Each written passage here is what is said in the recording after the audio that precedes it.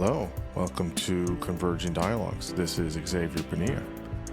On this episode, I have Nicole Barbaro. Nicole has a PhD in psychology with a focus and concentration in evolution and human development. She also is a research scientist at WGU Labs, and she is also a writer and educator. In this episode, we talk about primarily attachment theory and some of the current trends in higher education.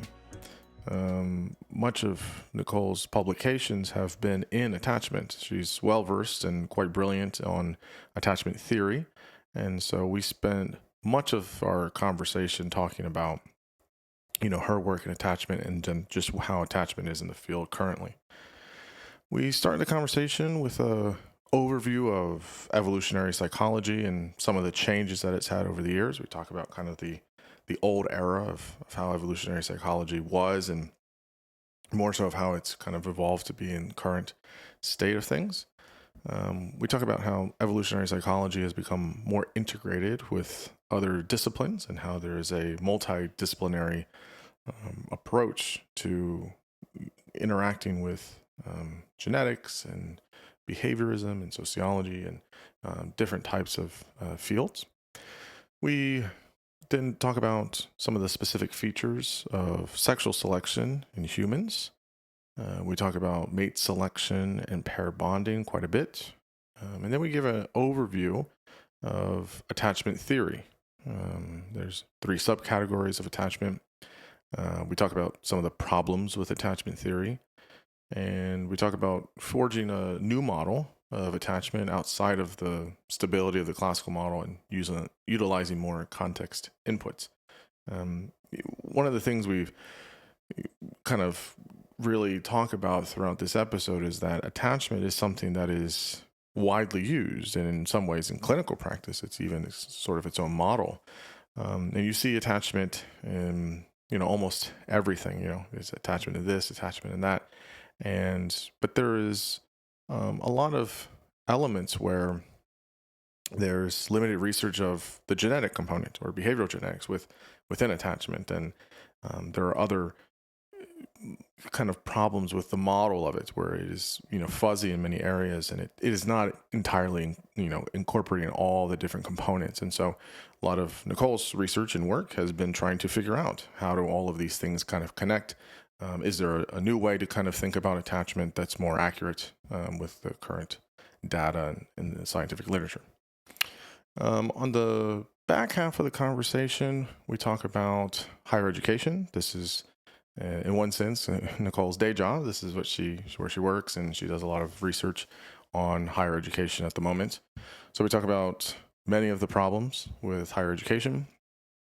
We talk about challenges with college degrees. They're being less valued now in the workforce, mostly because so many jobs are requiring them for people to have a college degree, and so they're becoming kind of like the new high school diploma was 30, 40 years ago, and how that's becoming somewhat problematic of this kind of degree arms race of sorts. We talk about the challenges with various groups entering and leaving college, and then the utility of the degree. And we talk about, there needs to be this improvement in teaching to ameliorate some of these deficits here. We talk about currently during the pandemic, this synchronous versus asynchronous virtual teaching, and some of the pros and cons to that, and how that is kind of shaping out to work within higher ed. And then we talk about the need for trade schools and value that learning has in other domains, not just in colleges or universities, along with many other topics. Nicole was quite a delight to talk to. I greatly enjoyed it. She was one of those conversations where I didn't notice how fast the time went. I greatly enjoyed hearing her talk about attachment theory, stuff I haven't thought about for a while, all the things that she was able to teach me and the things I was able to learn, and a lot of our engagements in our conversation, and kind of this kind of push and pull of, well, what about this? And what about this? I really enjoy conversations like that. And, it was a very enriching conversation, and I hope that listeners also will find it very enriching and very applicable to their daily lives. So now I bring you Nicole Barbaro. I am here with Nicole Barbaro. How's it going? Doing good. How are you doing? I am doing well I can't believe we're already in February. Yeah, January went by slow and fast at the same time. Yeah, it's why January is usually pretty slow, but I don't know, this time it felt fast for me, so it's crazy. So yeah, things are going a little too quickly for my liking right now. yes, you keep yourself busy. So tell us about yourself. Tell us who you are, what your um, research is in, what your expertise is in, and what you're doing now and for the future. Well, yeah, I wear a lot of different hats at the moment. I think my New Year's resolution for 2022 will be to do fewer things because there's just too many things going on. Mm-hmm. So here's where I'll start. On my kind of 9 to 5 job during the day, most of the time, I'm focused on being a research scientist at WGU Labs. So this is a nonprofit innovation hub that's affiliated with Western Governors University, which is the largest nonprofit university in the United States. We focus on online learning in particular. So my research in that domain has shifted over to education research. So in that area, I work on largely evaluating the impact of education technologies on student outcomes. So that's kind of where most of my day is spent. Um, my other academic hats include kind of my still evolutionary social science research that I got my PhD in. So mostly focusing on development, behavior genetics, evolutionary psychology, kind of the intersection between all three of those areas. Then my other academic hat is the communications officer for the Human Behavior and Evolution Society. So I run all of their social media accounts, newsletters, the new HBS blog that we have out. So anything online, basically anything public facing for HBS is the work that I'm doing for them, which is my favorite scientific organization that's around. So I love HBS. And then on the side, I've been doing some of my own writing on my new Substack on higher education, mostly just exploring different ideas that I've had about how evolutionary social science can inform education. So it's kind of a thinking in public project that I've kind of embarked on. So that just started this past month. So seeing where that goes as well. So wide variety of different things. I was going to say, yeah, you do keep yourself quite busy. Remind me again, what's your PhD? I know you got your PhD not too long ago, right? Yeah, so I technically graduated in April. I defended my dissertation last January, so January 2020. So I've had my PhD. I've been a doctor for about a year now, but Congrats. Yeah, it's nice. Thank you. What was My it PhD, it's just in general experimental psychology with a focus on evolutionary psychology. Later in my PhD, I started focusing more specifically on developmental questions with regard to attachment theory and life history theory was kind of the two main frameworks that I worked within. And so I'm still continuing some of that work currently.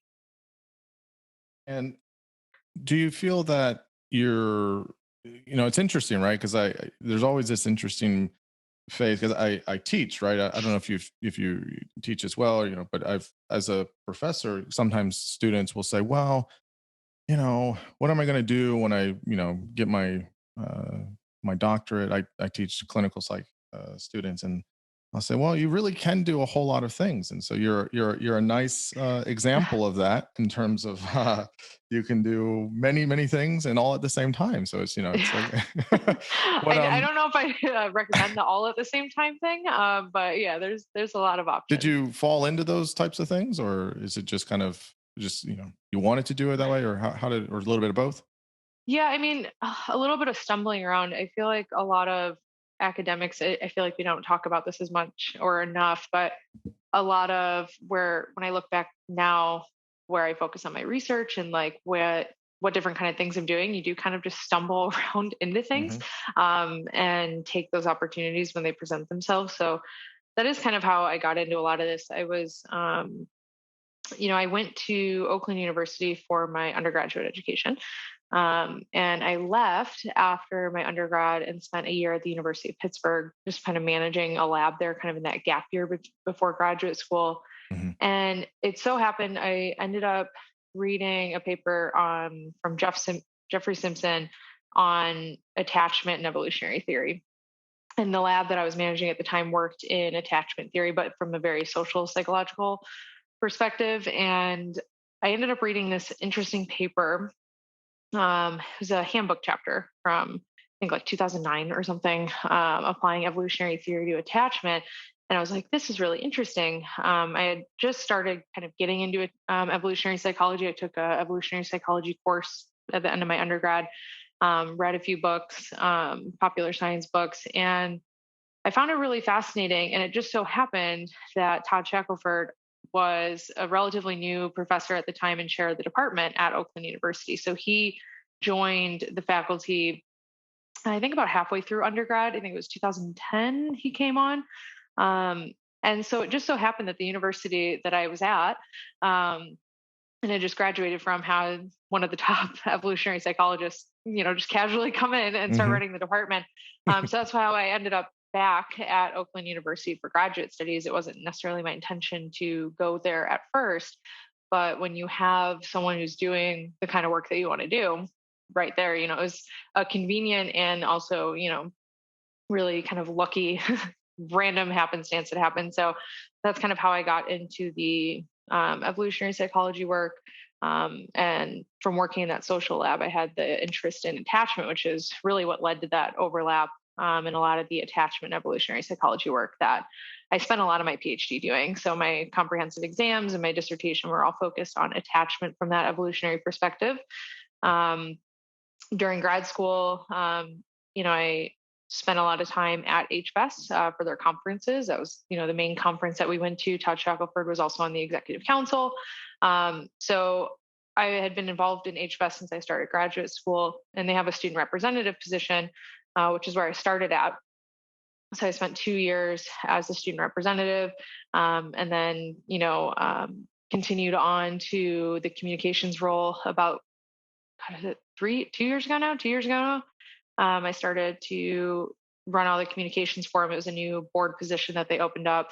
Um, and so I just kind of stumbled into that.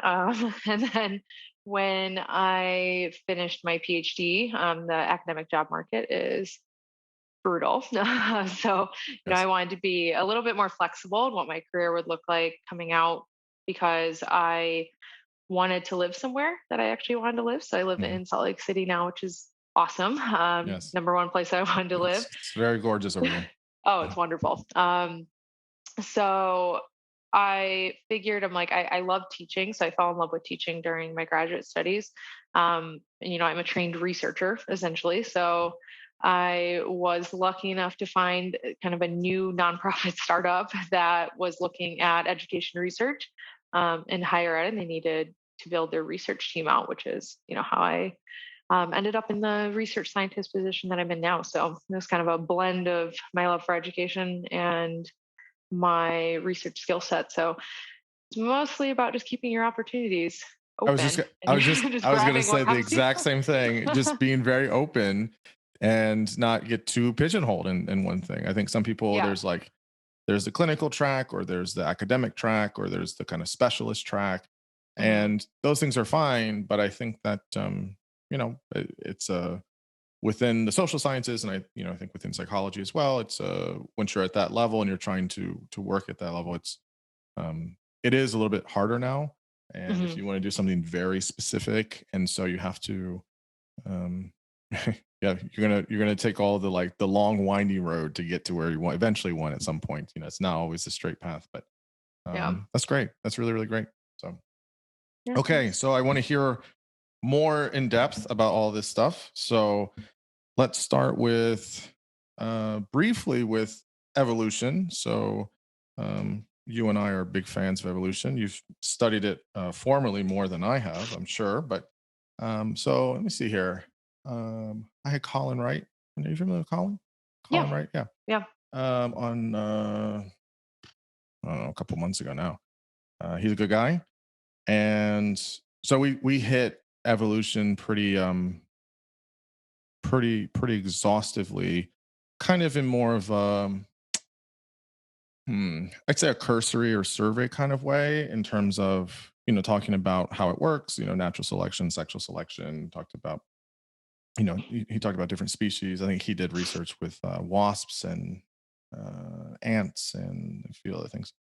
And so, Mhm. but maybe for you, I want to just briefly talk about evolution in general in terms of setting us up for um, attachment. So maybe we can Mhm. talk about it generally, but in the background or in the back of our heads about how it relates to attachment. And I guess we can start probably large scale with primates, and then go down to humans, and then we can do the kind of the infant attachment, adult attachment, and all those things. So, tell us then. Maybe we can spend time with evolution. I would say probably with sexual selection. Then it's probably more appropriate to um, land with this. Or do you want to do Mhm. natural selection as well, or both, or how do you see it? I mean, I think with at least my background in evolutionary psychology, I would say sexual selection is probably the kind of basis for a lot of evolutionary psychology work. Um, I'd like to talk a little bit about evolutionary psychology kind of more broadly. Yeah, please.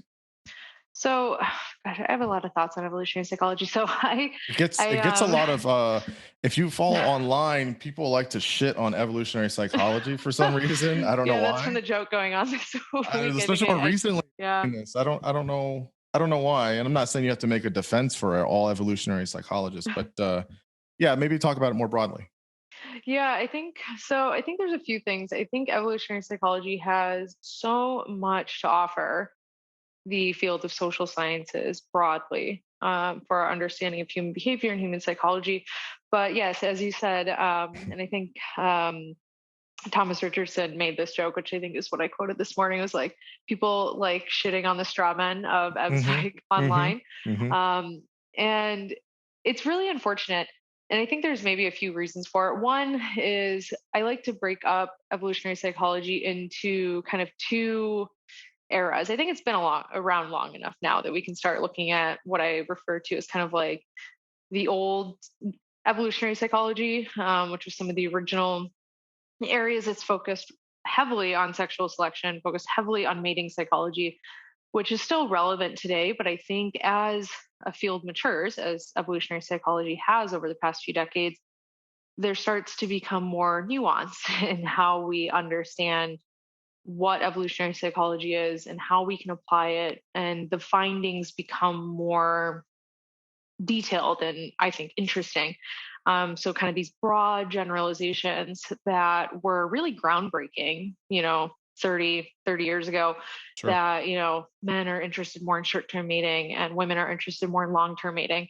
Those broad generalizations have given way to more nuanced ways to look at that, where men and women are both equally interested in long term mating. Men just happen to be more interested in short term mating. So these are two orthogonal dimensions.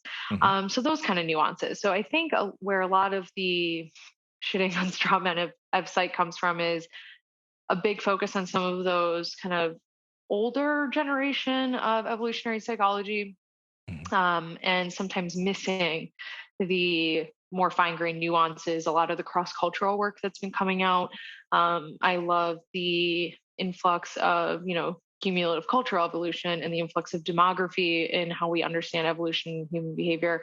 Um, I mean, a lot of that has really informed my thinking, especially with how I used evolutionary psychology to kind of form the basis for a lot of my attachment work that we'll get to. But I think that's kind of one of the bigger areas or problems with EbPsych right now is just the kind of lack of nuance that exists in some of these conversations, despite the value that evolutionary psychology or evolutionary perspective, I should say, brings to our understanding of human psychology. I think it's maybe not entirely, but it's somewhat analogous to, a lot of people will see clinical psych or therapeutic work as, people like to pick on Freud and all these things. And it's like, yeah, well, people don't really do like Freudian, like drive psychology anymore in therapy. I mean, I guess some people do, it's very antiquated at this point. There's more contemporary versions of it that are empirically supported. So, but you don't Mhm. have would be like, oh, Freud was, he was a fucking weirdo, and stuff. And it's like, Which okay, is yeah, true. sure, yeah. No one's, is weird then, is weird now, but he was the starting point, and you start there, and then you build off of it. It sounds Mhm. like with evolutionary psych, there's like kind of these epochs, right? There's like this old kind of dispensation of time where it's like, okay, here's this kind of first wave, and now we have this second wave where it's like there's more nuance in how we understand uh, male and female relations, just in general. Maybe just give like a broad definition of how you understand evolutionary psychology, and Mhm. then also maybe how it's different from ethology, because usually people sometimes start with ethology, and then they will kind of Mhm. branch off to evolutionary psychology because they do overlap in some ways, right? Yeah, yeah, definitely. There is some overlap. I come from an evolutionary psychology perspective from a more comparative approach where I guess it does kind of tie into ethology and a lot of behavioral ecology, for example, Hmm. of Hmm. understanding how the adaptations or psychological mechanisms very, Buss and Lita, Cosmides and John Tooby as kind of Hmm. psychological adaptations interact with the inputs of our environment, how they produce these varied outputs.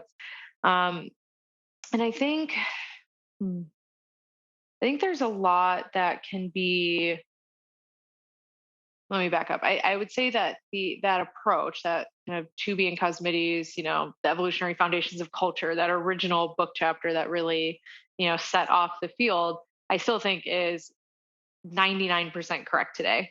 And I think that perspective sometimes gets lost. So even though it's part of kind of that first wave of evolutionary psychology, as we put it, I think that basic understanding, which I think Laith Al-Shawaf has done a really brilliant job at explaining what evolutionary psychology is and how it works, and these misunderstandings. I think he's done a brilliant job at communicating that and really bringing those foundations from the first wave into our modern conversations of evolutionary psychology.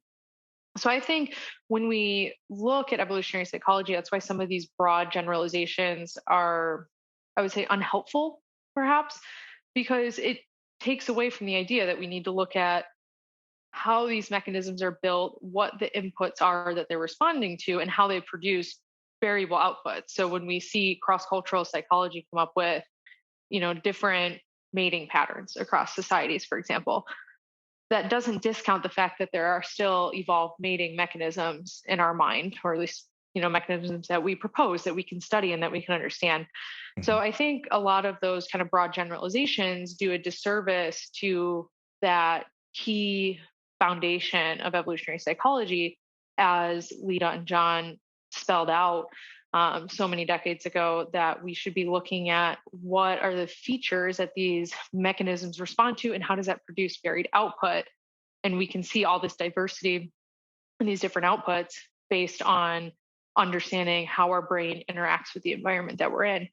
And so I think that's really interesting. There's so many interesting avenues to go down from that perspective. And then when we have these broad generalizations, which of course are true, they're generalizations for a reason, Hmm. but we can't stop there. And especially individuals that have large platforms, need to be mindful or thoughtful Hmm. of, sharing that information. Um, so I don't, yeah. So that's kind of my general No, thought that's at good. first, at least. No, that's good. That's good. How do you see ethology as different from evolutionary psychology? I don't think it necessarily has to be. So this is the beauty of how I view evolutionary psychology. Is I've actually stopped calling it evolutionary psychology very much. I Hmm. just call it evolution of human behavior and psychology, Hmm. because I love the interdisciplinary Hmm. approach to it. And I think if we pigeonhole it to evolutionary psychology, I think we lose out on those Hmm. things Hmm. in those other fields. So I think understanding the evolution of human behavior is one way to put it, or more broadly, which would probably be more accurate, is just evolutionary social sciences. So it Yeah. takes in ethology, behavioral ecology, demography, more sociological level perspectives, psychological perspectives, neuroscience, genetics.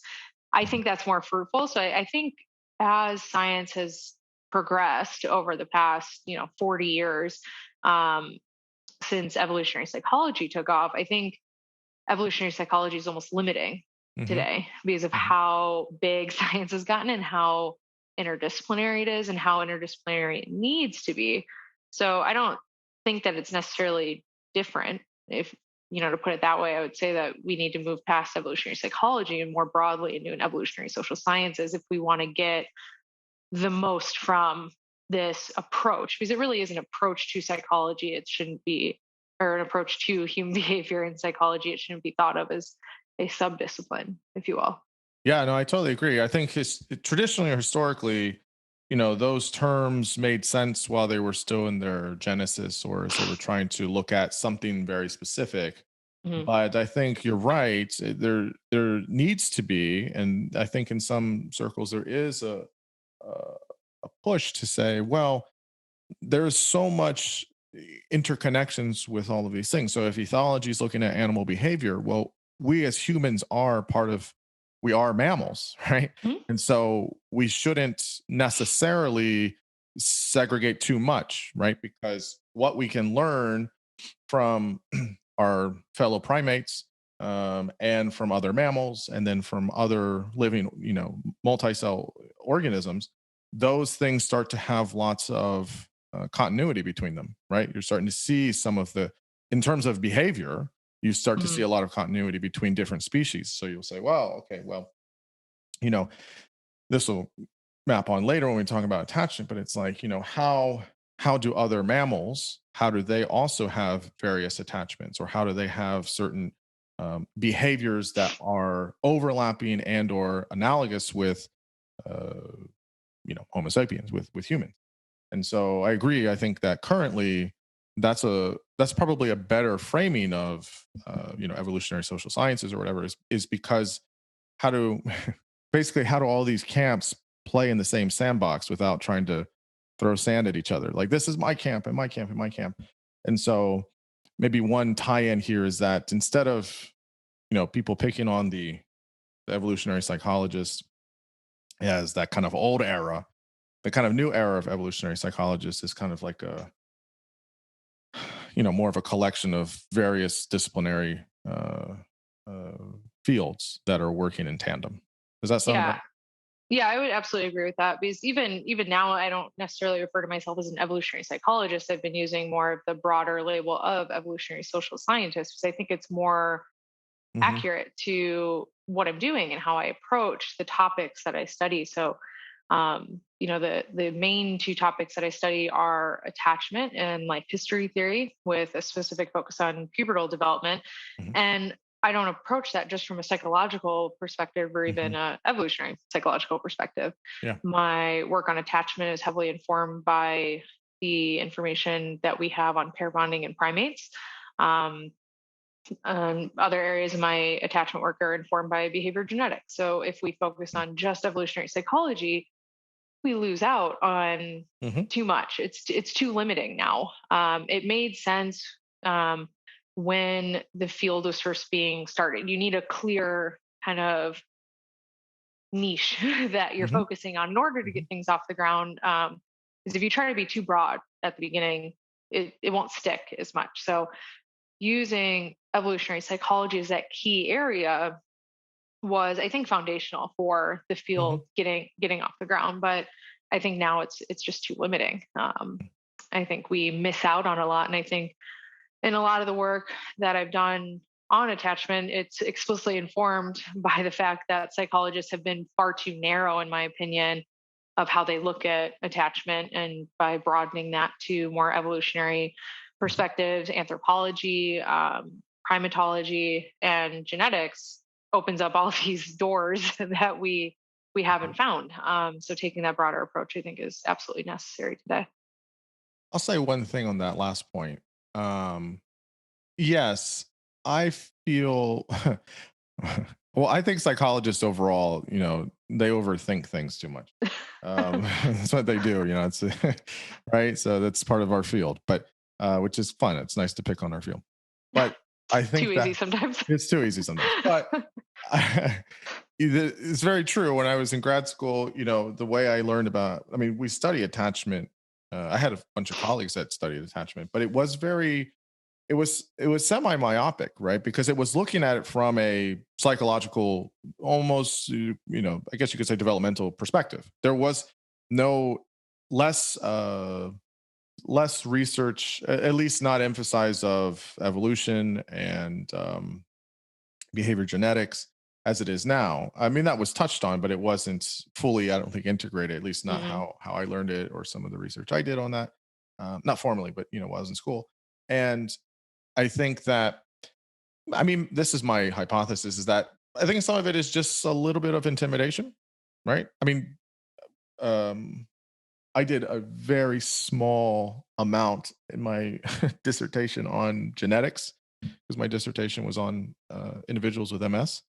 And so you kind of have to look at genetics for MS. And I remember being like, whoa, this is like a whole other world. There's a handful of stuff I can get with this, but there's a skill set that I haven't just, I'm not tapped into.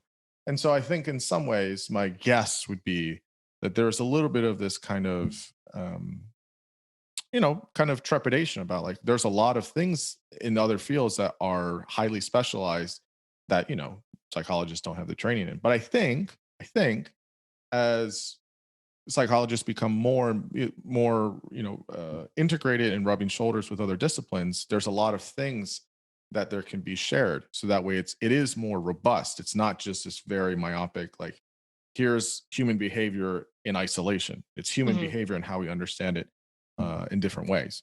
And yeah, I think that's important. Yeah, that's a really important piece because it's this balance that you have to strike between not being too narrow in your focus when you're approaching a specific topic, because we're trained very differently across disciplines. Hmm. Biologists are going to be trained much differently than psychologists, we're trained differently than geneticists. And especially science now has become very complicated. It becomes increasingly more complicated, it seems Yeah. like, every year, especially with the technology and the methods and the statistics that we can do, that it is intimidating to launch into, if you're a psychologist, launch into primatology and genetics to understand something. It's Right. difficult. And there's a certain level of nervousness or anxiety Yeah. about, well, what if I don't understand this and I get it Right. wrong, and then Right. you look like an idiot, or you just Mhm. don't understand something, right?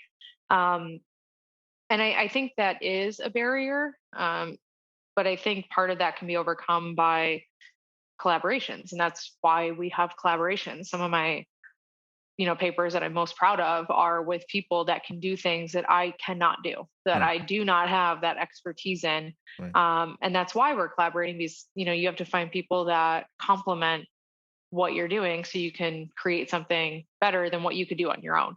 Hmm. So that networking is becoming increasingly important in science, so we can have these integrated perspectives and approaches to answering these questions. But it's difficult because Yeah. if I look back on my PhD training now, I was trained as a psychologist. Hmm. I took a very basic set of statistical and methods courses. Our program was heavily focused on evolutionary psychology, so I feel very competent in in that area, obviously. But a lot of the other stuff, especially with the behavioral genetics work that I started integrating later in my PhD, was me having to just seek out professors at other universities and talk to them. I bought a behavioral genetics textbook and just sat down. I'm like, okay, I got to start reading because I have no other way to learn this. So, Hmm. it's a lot of work. So it's, do you want to become specialized in a particular area, or do you want to be a little bit broader? I think it depends on the person. I tend to be a broader Hmm. person in kind of how I approach things. Which I see now as a strength. It's sometimes hard to sell because Hmm. I started off in undergrad. I worked in a clinical sleep lab as an undergraduate. Hmm. Then I moved into a social psychology lab. Then I moved into an evolutionary psychology lab. So I'm just like, how does this all fit? But looking back on it, I find it, immensely helpful to how I approach things, because that's how the world is. The world isn't in finely defined buckets of information and approaches. So I think overall it's a benefit, but it's challenging, and I think you just have to be okay not knowing what you're talking about sometimes. Yeah, no, no, absolutely. And I totally, there is a sort of epistemic humility that's needed, I think in general, but definitely within within most disciplines. I Hmm. had an old supervisor. She said, some people were in my doctorate program. We were all doing clinical psych, and some people wanted to do forensic, and they wanted to do neuro, or they wanted to do something different. And she said, just do clinical psych, and then you figure it out. And then people would be like, well, we have to specialize, we have to be competitive. And she said, look, clinical psych is it's like a black pair of slacks. You can wear whatever top you want, but you can black pair of slacks is great. Goes with anything. And that always stuck with me because it was like, yeah, there's a certain amount of, a general notion that you have. And it's hard to sell kind of a generalist, but I think it can be much better in a lot of ways. So You're more flexible yeah, overall. You become more flexible. absolutely. Absolutely. Yeah. And I think there's something, people take this, I think, too liberally. But I think once you learn the skill set of how to do, once you learn basically the scientific method, you can then apply that in other areas. I can pick up a paper in, whichever journal that's not my field, and fumble around it and figure it out more Yep. than just a layperson. Like, because I know what methods and participants, and I know how it works. I know how, like, there's a certain way, and then then it's just learning the different kind of like dialects of the language in some ways. And so some people, I think, broaden that way too much, where it's like, yes, I can do that, so I can talk about anything. And it's like, I don't know about that, but there's definitely some kind of flexibility that people have. So Yeah. yeah. So okay, so let's do so tell me, before we do attachment, because I think this will just launch us into it. Hmm. Sexual selection is a big part of attachment.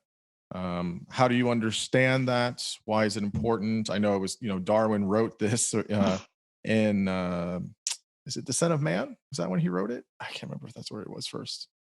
I don't remember. I can't confirm or deny that. I can't remember. I can't As an remember. expert, I can't confirm or deny that. Here's my humility. I can't. It wasn't an Origin of Species. I think it's like mentioned. I think Descent of Man is where he like. I mean, I'm he wrote a pretty sure lot of books, so that's where it's first. Doesn't matter. So and then it doesn't get touched for like 100 years or whatever, and like people just like didn't really talk about it, and then now people have done plenty of yeah. research. Then So Trivers came around, and yeah, yeah. So how do you understand it? Why is it? What is it? How is it? Why is it important? Generally, and then I guess for humans. yeah, I mean, I think for mammals especially, it is the basis. So Trivers' paper in 1972 on sexual selection was has still is still the foundation, I think, of evolutionary psychology. Even more so, I think, to an extent than potentially the foundational articles in the Adapted Mind, the edited volume um, from Lita and John, in the sense that, I mean, it's probably one of the most cited papers, I would Hmm. say, in evolutionary psychology. And the groundwork for this perspective is specifically how the fundamental asymmetries are between biological reproduction for males and females. And what's so elegant about it is that there are these key simple differences that have these massive downstream consequences for how we understand how males and females interact in a behavioral sense, kind of in a mating sense specifically. So these key differences where we have sexually reproducing organisms, we have males and females, and humans specifically, where males have extremely cheap gametes that they can produce, Hmm. whereas females have very expensive Hmm. gametes or eggs that are very costly to produce. They're very limited in number. So these fundamental asymmetries where males can essentially develop and create almost an unlimited number of sperm, females have a very set number. And the inherent difference where females, we internally gestate and birth our offspring, Hmm.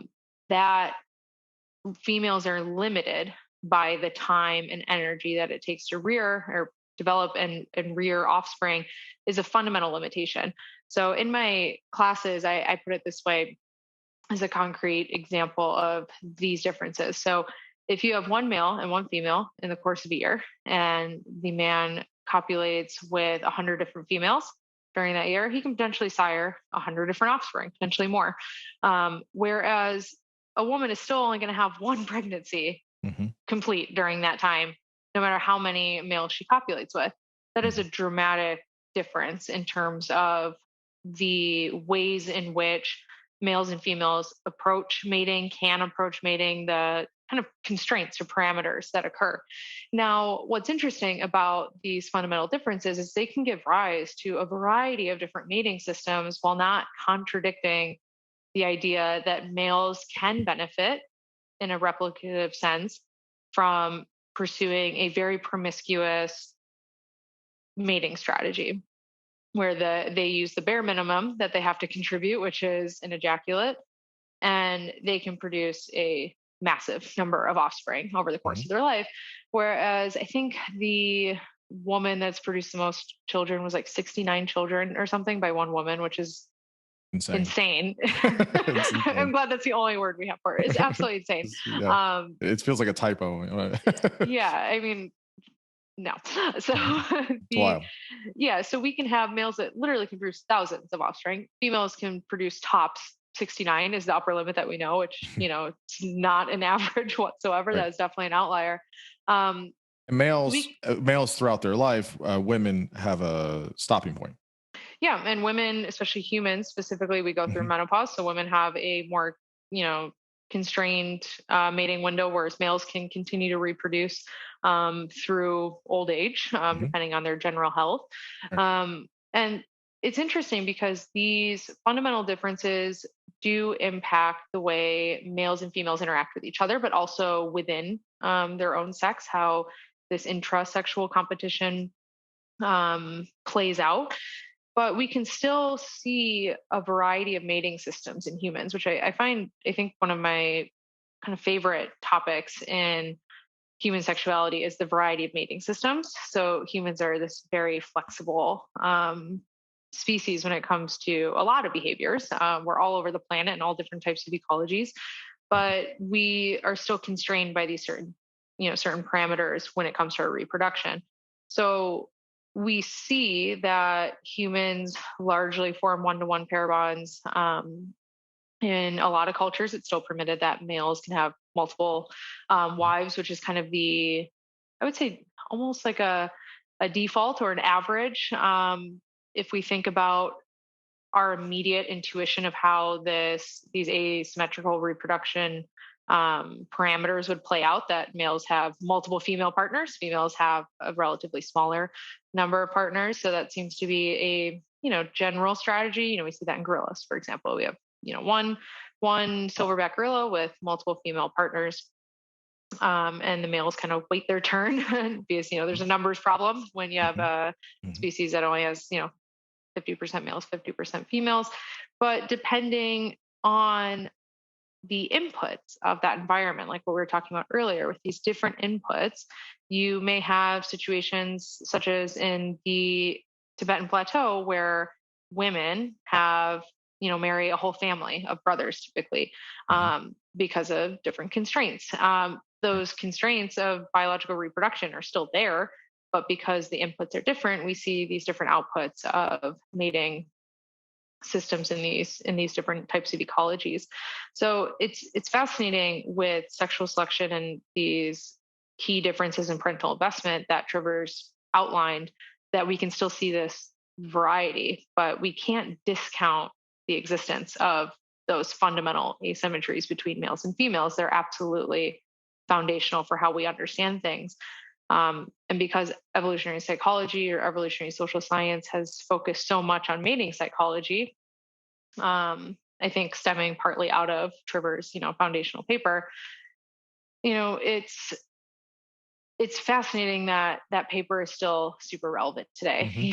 In my human sexuality class, I spend the whole day just walking through the entire paper because it's still perfectly relevant today as if it was written. So it's amazing that he wrote such a strong paper so early in his career. Yeah, it was 70s, right? Is when it came Yeah, out? 72. 72, And yeah.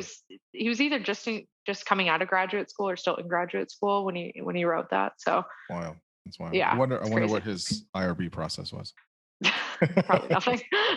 Probably nothing. Um, so okay, but there's something interesting here that I think this is going to show how it scales, which is Mhm. in terms of um I try to start really general and then narrow. If you have all living organisms, or most, I would say most living organisms, they're trying to reproduce to get to the Mhm. next generation. I mean, that's part of existence. Yeah. Replicate your genes. Yeah. And the major way to do that is through, or the only way to do that is through sex. And so there's this strong drive of, sex, of trying to see which of your genes is strongest with another set. And so you have all of these things that the way you describe males have more, uh, I don't want to say opportunities, but they have more, more, more longevity of giving their contribution, and females have less. It's more expensive in one sense, and in that way, that's true for, I don't want to say all living organisms, but it's definitely true for mammals, and there are other creatures where that is also true. Yes. Mhm. Yeah. And so that's before you get to anything in terms of environmental conditions, or you get to any type of ecology. That is a fact. That's just that there. Yeah. that's there, that's in play all the time. Yeah. That's, unless you're, what's the technical term for it, where stuff isn't working for you. There's a technical term for it, I forget. But yeah, barring any kind of randomization or random Abnormalities. abnormalities, that's what's going to be in play. It's true So no matter what. yeah, so then once you get to kind of what you were saying with the Tibetan families, and then there's different tribes and how we look at this, there is this. This is where it gets more. There's more variables in play, where Mhm. you have environment, and then you have different groups, and then this is where you start to have this influx of like cultural evolution of how, in terms of mating, Mhm. there are these pair bonds. And now, much of, if you, I'm kind of jumping around all over the place, but if you look at humans, I think predominantly it's monogamous, or if it's not lifetime monogamy, it's serial monogamy. Yeah. Yeah, I Um, would say that's accurate. so, for listeners, that you have one mate at one time, you're not having multiple mates at the same time. That's true for most human groups, let's say. Although there are some groups still currently on the planet in different spots where that is not the case. I think I have that right. Yeah, I would say that's right. So there's in the latest data that I recall offhand, which is kind of getting outdated now. Time goes by very fast. I think there's more cultures that permit males specifically to have multiple wives, but when we look at the person level, so like what is the dominant mating system for individual people, it's going to be that one-to-one pair bond, because Hmm. most people can't afford to have multiple partners, Hmm. even if a majority of cultures permit that as a mating system. So if we're Hmm. talking group wise, I would say it may be the case that, you know, males with multiple wives or partners is more common, but from the actual individual level, more Hmm. people on the planet are Hmm. in one pair bonds than Yeah. any other arrangement. Yeah. And so, but this is not true for all species or all mammals, right? No, There for are most other. mammals, it's not. It's somewhat different, and Hmm. so, or is different. And I'm not going to, do do all types of species. We're not going to talk about crustaceans and talk about anacarids and all that. But Be here for a while. be here for a long time. But so with primates, they also have different ways of this pair bonding, right? It isn't, because it's another way of seeing it. So like there's at baseline, there is this way of trying to say, how do we get the best genes into the next generation and to survive? And so you will look at what I think it was Darwin that called, the sexual ornaments, right? Mhm. There are certain things that are going to say these um, features are going to be more um, potentially successful. I wouldn't say appealing, but more successful for the genes to get there. And so it makes sense to be with this mate as opposed to this one. This kind of goes into mate selection. But in another sense, that's at baseline. That's what's happening. But then you go into um, the pair bonding is not just okay, we copulate and then that's it, right? There is something Hmm. in terms of an investment, in terms of how you have certain attachments and or relationships. So it Hmm. sounds like there are at least two things potentially going on.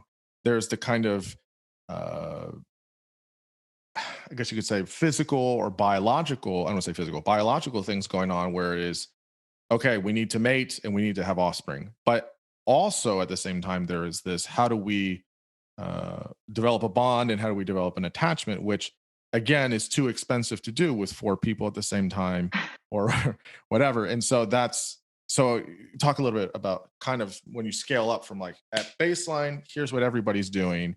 And then you start to get more variance and nuance as you have relationships.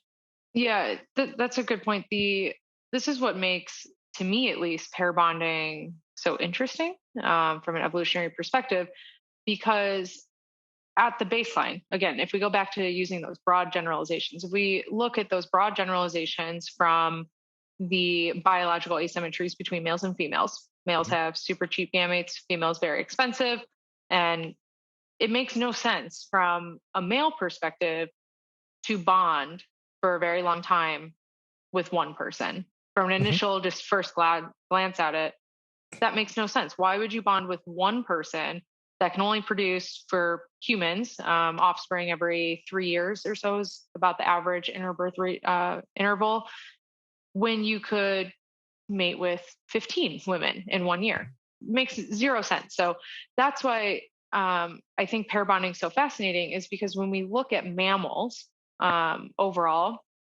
very few percentage of mammals actually form pair bonds. I think the estimate's typically between 3 and 5% of mammals form pair bonds, whereas typically what we see is some sort of harem type mating or just short term strategies where you copulate and then the male typically goes on their way and Mhm. the female, deals with the rest of it. Mhm. Um, but when we look at primates, we see about 15 to 20% of primates actually form pair bonds. So there's something really fascinating going on.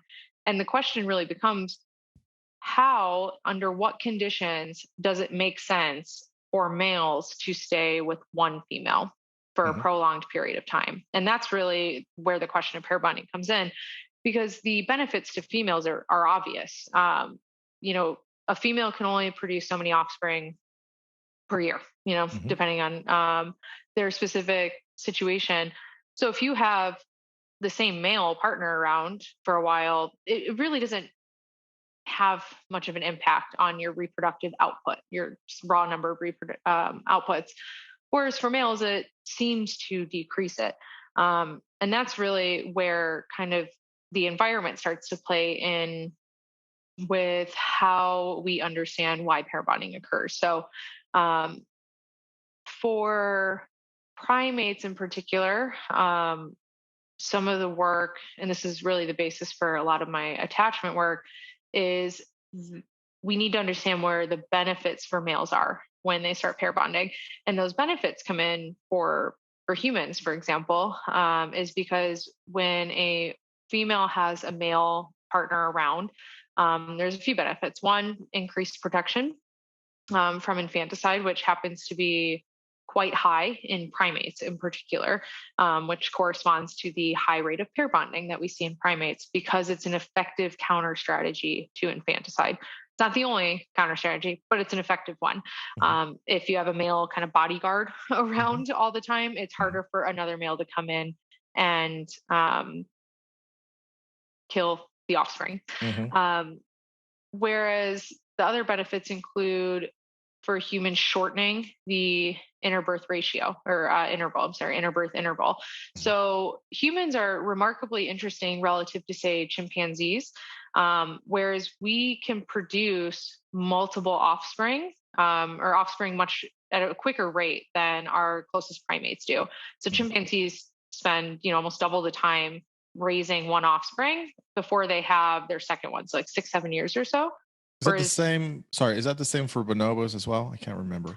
I can't remember the specific I know it's data a, for I know it's a, bonobos, but it's I know, probably similar. yeah, I know it's similar. Can't remember if it's closer to how humans do it or if it's closer to where Hmm. chimps do it. But I know that I can't remember either, but it's in the ballpark though, right? Yeah, I would. Yeah, it's definitely in the ballpark. Maybe lower, but I don't want to say yes Yeah, to any no, no, number. no, yeah. Um, but for humans, we reproduce offspring at a very high rate. So it's on average about 3 years for humans, which doesn't really make any sense, right? Because we our infants take forever to grow up into a Mhm. self-sustaining adult that's not costly to the parents. And one way we're able to do that effectively is because we have partners around, and also because we have kind of this these allo parents. So grandmother, so the grandmother hypothesis comes into play here. It's so hard to focus on one thing I without know, I bringing know, in I know, I know. all these other Yeah, areas. yeah, yeah. But the point being on this is that for pair bonding to be beneficial to males, there has to be some sort of benefit to them over and above the benefits that they would get from just copulating with a female and then going on their way, such as most mammals do. And those benefits seems like the reliability of Mhm. having a partner begins to outweigh the chance of a higher outcome with random females. So instead of kind of if you're a male and you're playing a very I want to reproduce as much as possible, let me just copulate with random females and hope for the best, after you wander away, that's a high risk, high reward strategy. So it could pay off very well for the Mhm. male, in the sense that they, have 50 offspring that are wandering around. The most best modern example of this is like sperm donation, right?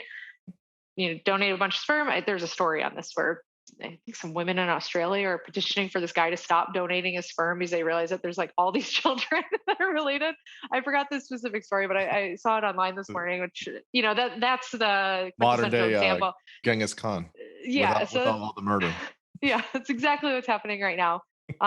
Whereas, you could also, if we stay on this example, donate sperm to a sperm bank and no one ever chooses it. So you're kind of out of luck there.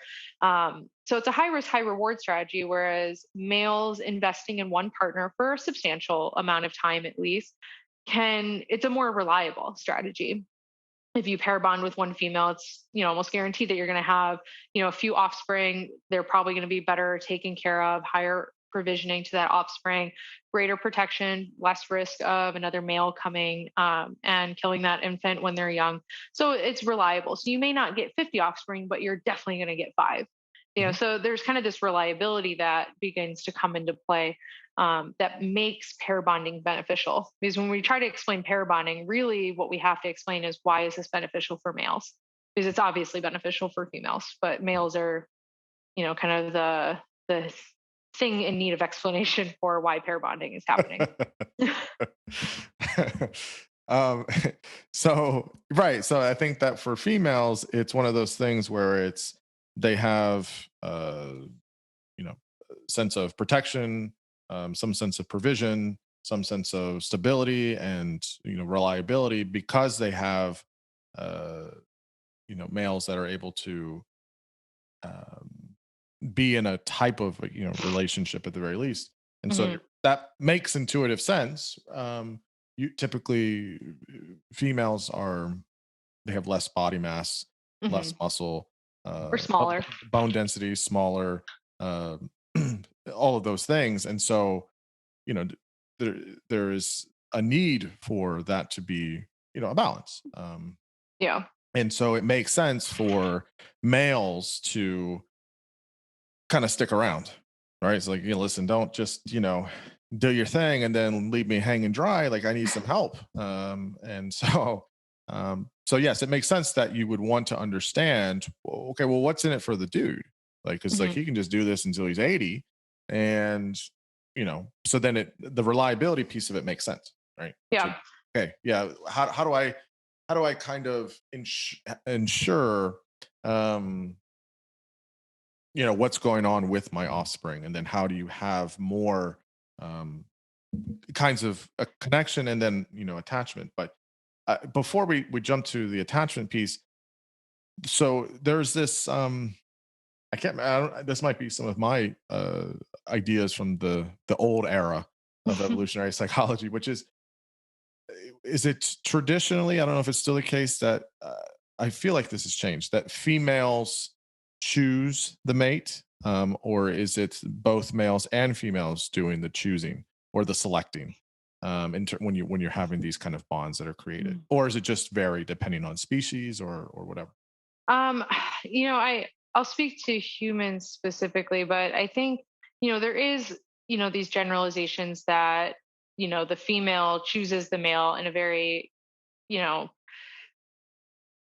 stereotypical way of, the flamboyant birds bouncing around and the female watches them and then approves. And it's like, okay, Right. I'll mate with you now.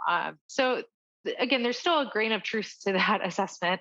So So so David Attenborough wasn't lying to me when I watched Planet Earth, right? he was not lying to you. Always listen to David Attenborough. Rule number one. Uh, so that is true.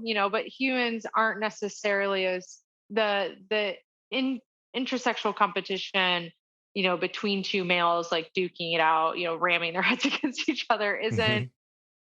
all that's happening with humans. And I would argue that it's, not that it's not important, but it's not as stereotypical as, the classic peacock, kind of Mhm. example that we always think about when we think about mate choice. And avian species are really interesting from that perspective, but we have to remember that they reproduce fundamentally different than we do. They have Mhm. external, gestation in an egg. That's Mhm. a massive different It's very different. parameter than Right. what humans and Yeah. mammals are dealing with. So I think sometimes that, important detail sometimes gets lost. But, a lot of the mating work in humans in terms of mate choice, shows that men and women look for very similar things in partners, although there are some very sexually dimorphic interests that males and females have for opposite sex partners. And those mate preferences, are very sexually dimorphic in a lot of ways. But I think that sexual dimorphism, in terms of males typically want a more youthful, younger, classically beautiful woman, Mhm.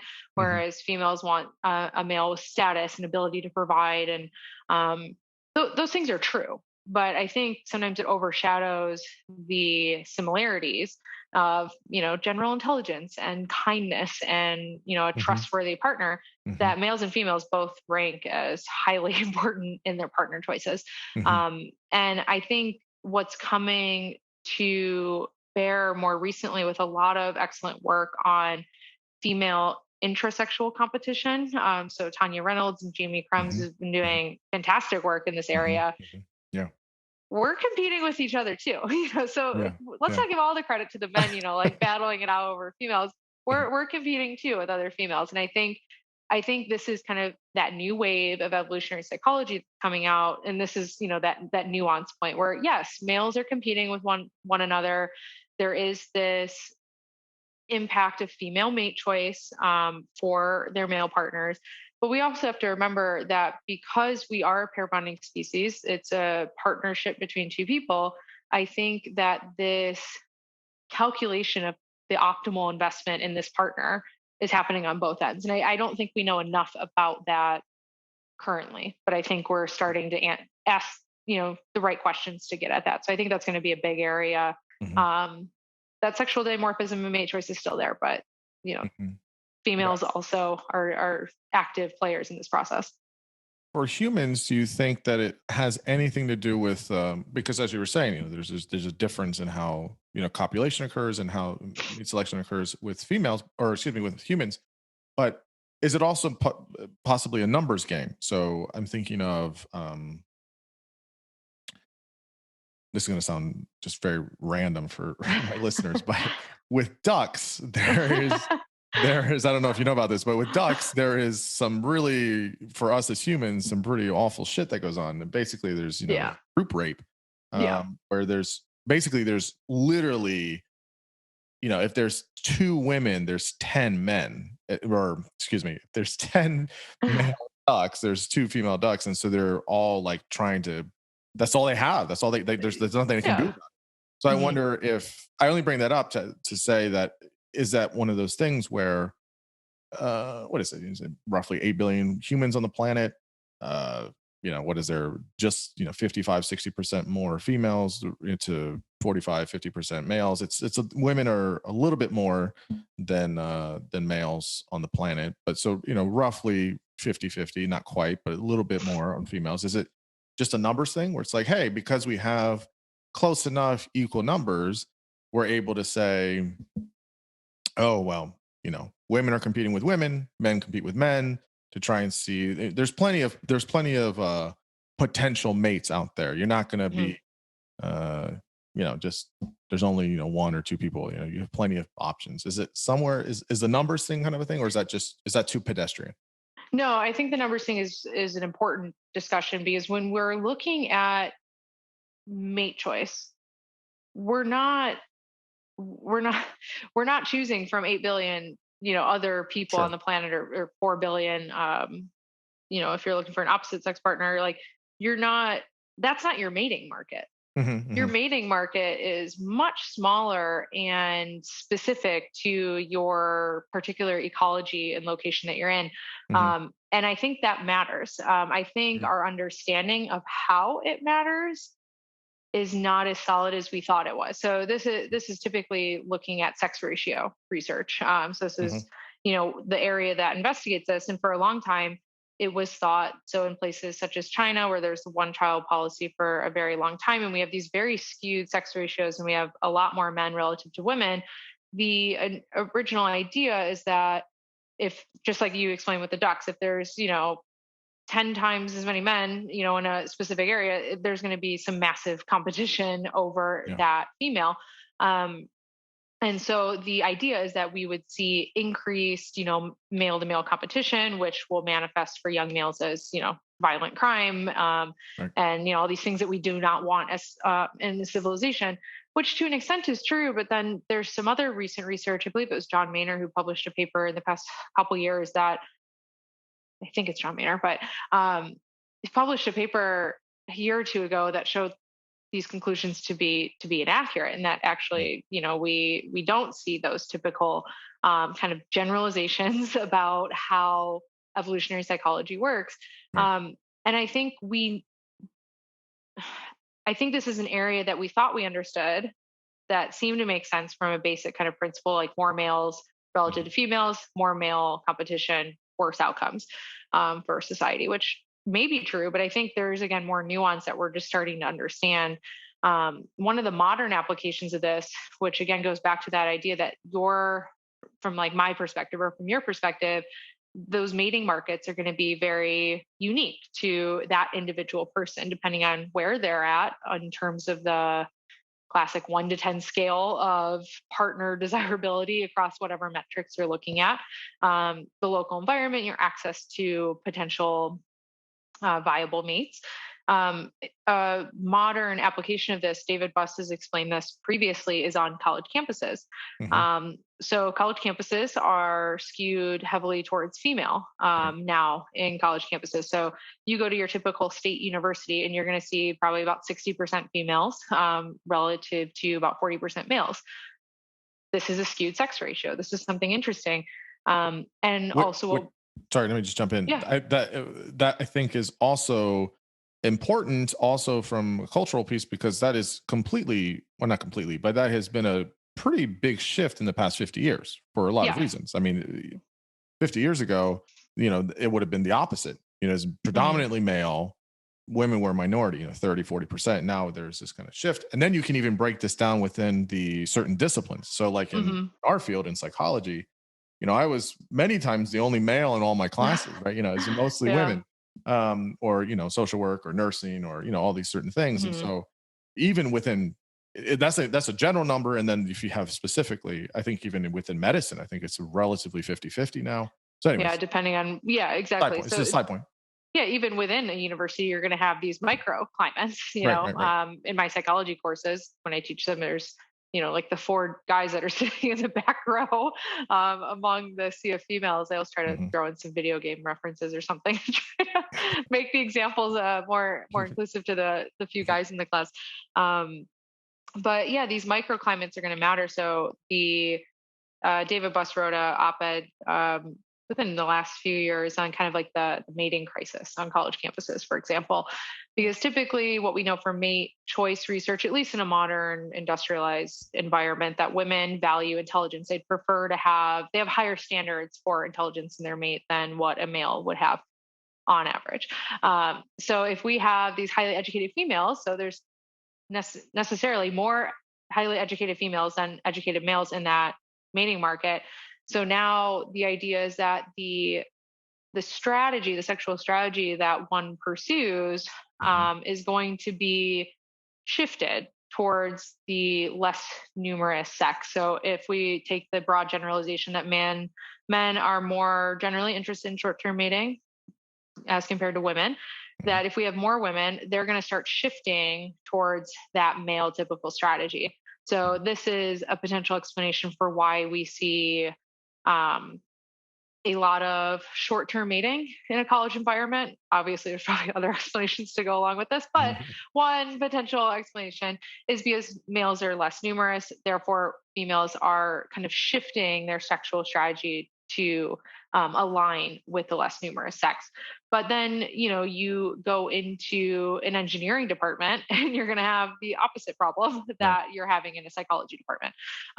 So those climates matter. And I think we don't have enough good information. And I think a lot of the information that we do have is largely focused on college environments. So we probably know a lot about college environment mating Yes, psychology. yes. But how that manifests in, quote unquote, the real world, I don't think we have great information on that yet, but it absolutely matters. It should matter. There's no reason that it should be an uninteresting question. Yeah, no, I think you want to look at differences, but then also similarities.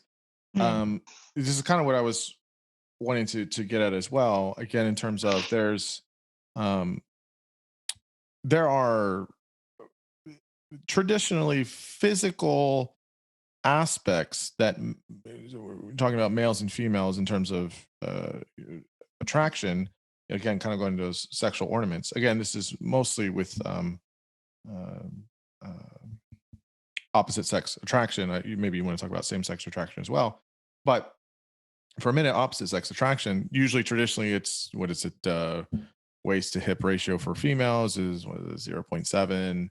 Hmm. Usually it's some type of face symmetry, certain, there's certain parameters, again, on average in general, of which males typically find uh, attractive in females. Hmm. That's on a physical level, right? That's, again, not to say that women don't want to, or women that look different, that's not that they can't find mates or anything. I'm not saying any of that, but on Hmm. average, that these are kind of the averages. um but then you have kind of what you're getting at is the more uh mental or emotional types of aspects that are also appealing for males and females. So I don't know if you want to talk or share the kind of general averages physically, and then some of the general averages emotionally or psychologically, if you will, for males and females and what they're kind of looking for. Yeah, I mean, I think in terms of the physical stuff, I think it largely aligns with our stereotypes, at least again in modern westernized, Sure. societies. And there's some work coming out that's like, well, maybe these things, these cues like waist hip ratio are different in different societies. Right. Right. And, even within, say, you have a lineup of women that all have zero 0.7 waist hip ratios, those can look wildly different, Yeah. among those women, all with the same measurement. Right. Right. But generally, again, broad generalizations, I think, we have kind of that stereotypical hourglass type figure that is rated on average as more attractive, more symmetrical faces, more feminized features. And then for males, more of those masculine features, broader kind of shoulders, more muscularity, taller height. Right. So I think the physical stuff is pretty well established in terms of the average of what people find attractive. But what that indicates is honestly where we're having an issue now is what does that point 0.7 hip waist to hip ratio actually indicate? What is Right. that conveying? I think that's where kind of we're at now in terms It, of figuring that out.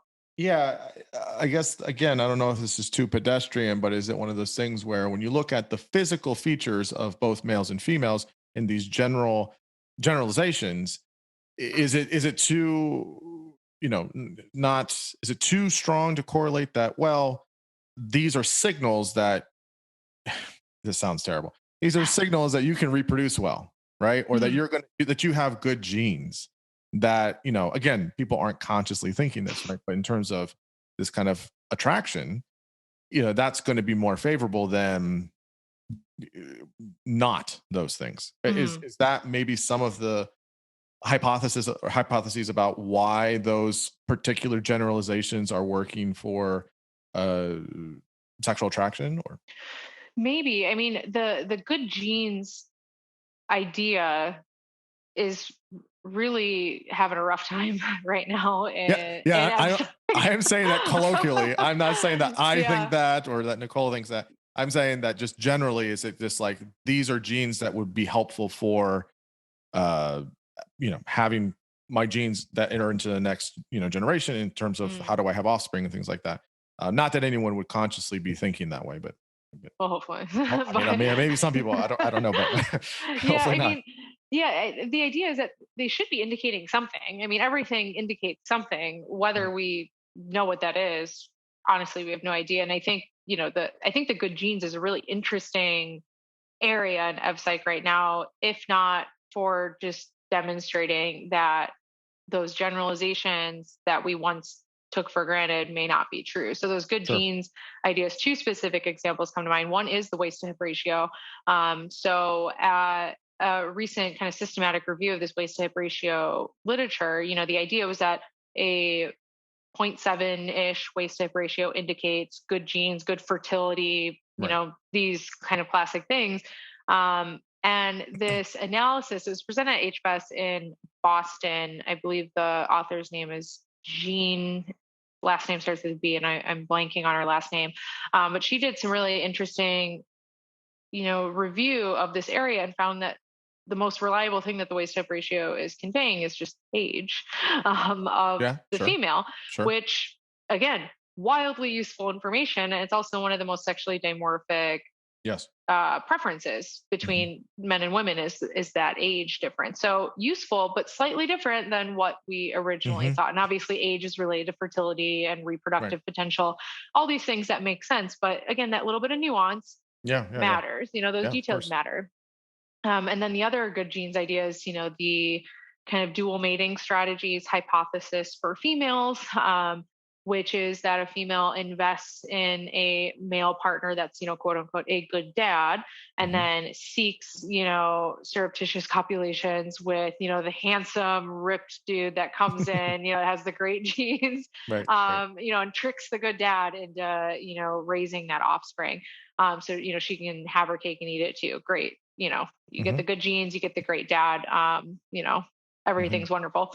Not quite the case. And this is where David Buss's 2017 paper on, kind of human mating strategies and the serial monogamy comes into play. Whereas when we actually ask women about, their affair partners or why they have affairs, it's typically because they're more likely to fall in love with their affair partners than males are. The things that they're looking for in their affair partners tend to be the same things that they're looking for in a long-term mate in general. So it's more of a mate switching that Hmm. females are doing rather than this good genes thing. So, to pit, kind of the good dad versus the cad, I think is the other term for it, and the good genes is, kind of falling apart. So this generalization of good genes, like obviously we're looking for traits that confer some sort of benefit to us because that partner is instrumental for us reproducing our own genes. So that choice matters, Hmm. absolutely fundamentally matters. Hmm. But again, the little bit of nuances that are coming into Yeah. play, Yeah. Yeah. I think are really fascinating. Yeah. And I think evolutionary psychology and, evolutionary and social science more generally is going through a really interesting phase of kind Yes. of learning more about these things that we took for granted for so long. Yeah. Yeah. I agree. I think that there's I think sometimes people try and downplay it because of maybe, modern social norms of, we Mhm. don't want to objectify people, which of course no one wants to objectify people. But I don't think that you want to downplay it too much that like most women, I would say, have a preference towards men that are tall or taller than Yeah. them. I mean, Yeah. I think that's a general rule. Like, if most women are what 5'2", 5'3" in the United States or in the Western world on average, you know, they're not gonna, you know, usually gonna, date someone or look for someone, a dude that's 5'1". I mean, Mhm. just that would be very unlikely. And because it happens doesn't disprove that Right, right, generalization also exists. right, I think the problem right. these days is people forget that two things can be true at once. Yes, yes, yes, yes, yes. Right, because it happens doesn't mean that, the averages still aren't true. It's like, okay, you Yeah. found an outlier, fine, like, but I don't think I think sometimes people will think, well, that's such a, a very hollow, vapid thing, because I want to I'm only attracted to men that are over 5'10" or something like that. I don't know. And it's like, no, I mean, there's utility to it. It's saying Yeah. something. I mean, I think that that's your only thing that you're looking for. And it's like, well, forget this guy. Like, he's great and everything, but he's 5'6". So, it's just, I mean, sure. But I think you could do that with anything, right? I don't think most people make their Feel decision. like a lot of One people have decision. very odd deal breakers in Yes, they do. They do. partner Yeah. characteristics. There's some interesting ones out there. I Yeah. mean, And that's fine. one of the funny things about doing clinical work is I will hear all of this variance. It's I'm very sure. very fascinating. Um, okay, so we talked about a lot of things. So let's go to I think all of that is really really good groundwork for kind of attachment, which we've already started talking about with the pair bonds Mhm. and stuff. So um, I think that there's how I understand it, how I was trained, and some of the reading is attachment now. Excuse me, breaks down into basically at least two primary or two kind of buckets, if you will. So you have infant attachment, and then you have adult attachment. Mhm. Um, I'm showing my age here. Adult attachment was like becoming the thing when I was, in grad school. I'm not that old, but it was becoming more and more like, oh yeah, there's adult attachment styles. It's like, oh, that's interesting. And there is some connection, at least my last reading of it, to infant attachment, although it doesn't have to be completely commiserate. But so there's kind of those two camps or two buckets. Um, is that a good framework of understanding that, or is there something else I'm missing Yeah, in terms of attachment generally, globally? yeah, I would say two things with attachment. One, attachment is massive. It is a huge area just within psychology. It is just an incredibly pervasive, enduring framework that we use to understand, in my opinion, too many things. Which we can talk about all the things that I hate about Yeah, attachment please, theory. please, please. I love railing on attachment theory. Um, and then on the other hand, with how big attachment theory is in psychology, I would say there's the two buckets that you mentioned. So you have your kind of classic infant attachment, which is primarily found in the child development field.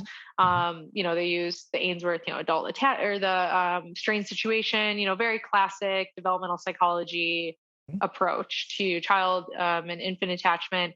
Then you have your adult attachment, which is more modern. I think the first formal publication, or what I see as a formal publication, was in 2000. Yeah, sounds Was about right. here's the first Again, I'm framework, showing my age. I remember it was very new when it was out. Yes.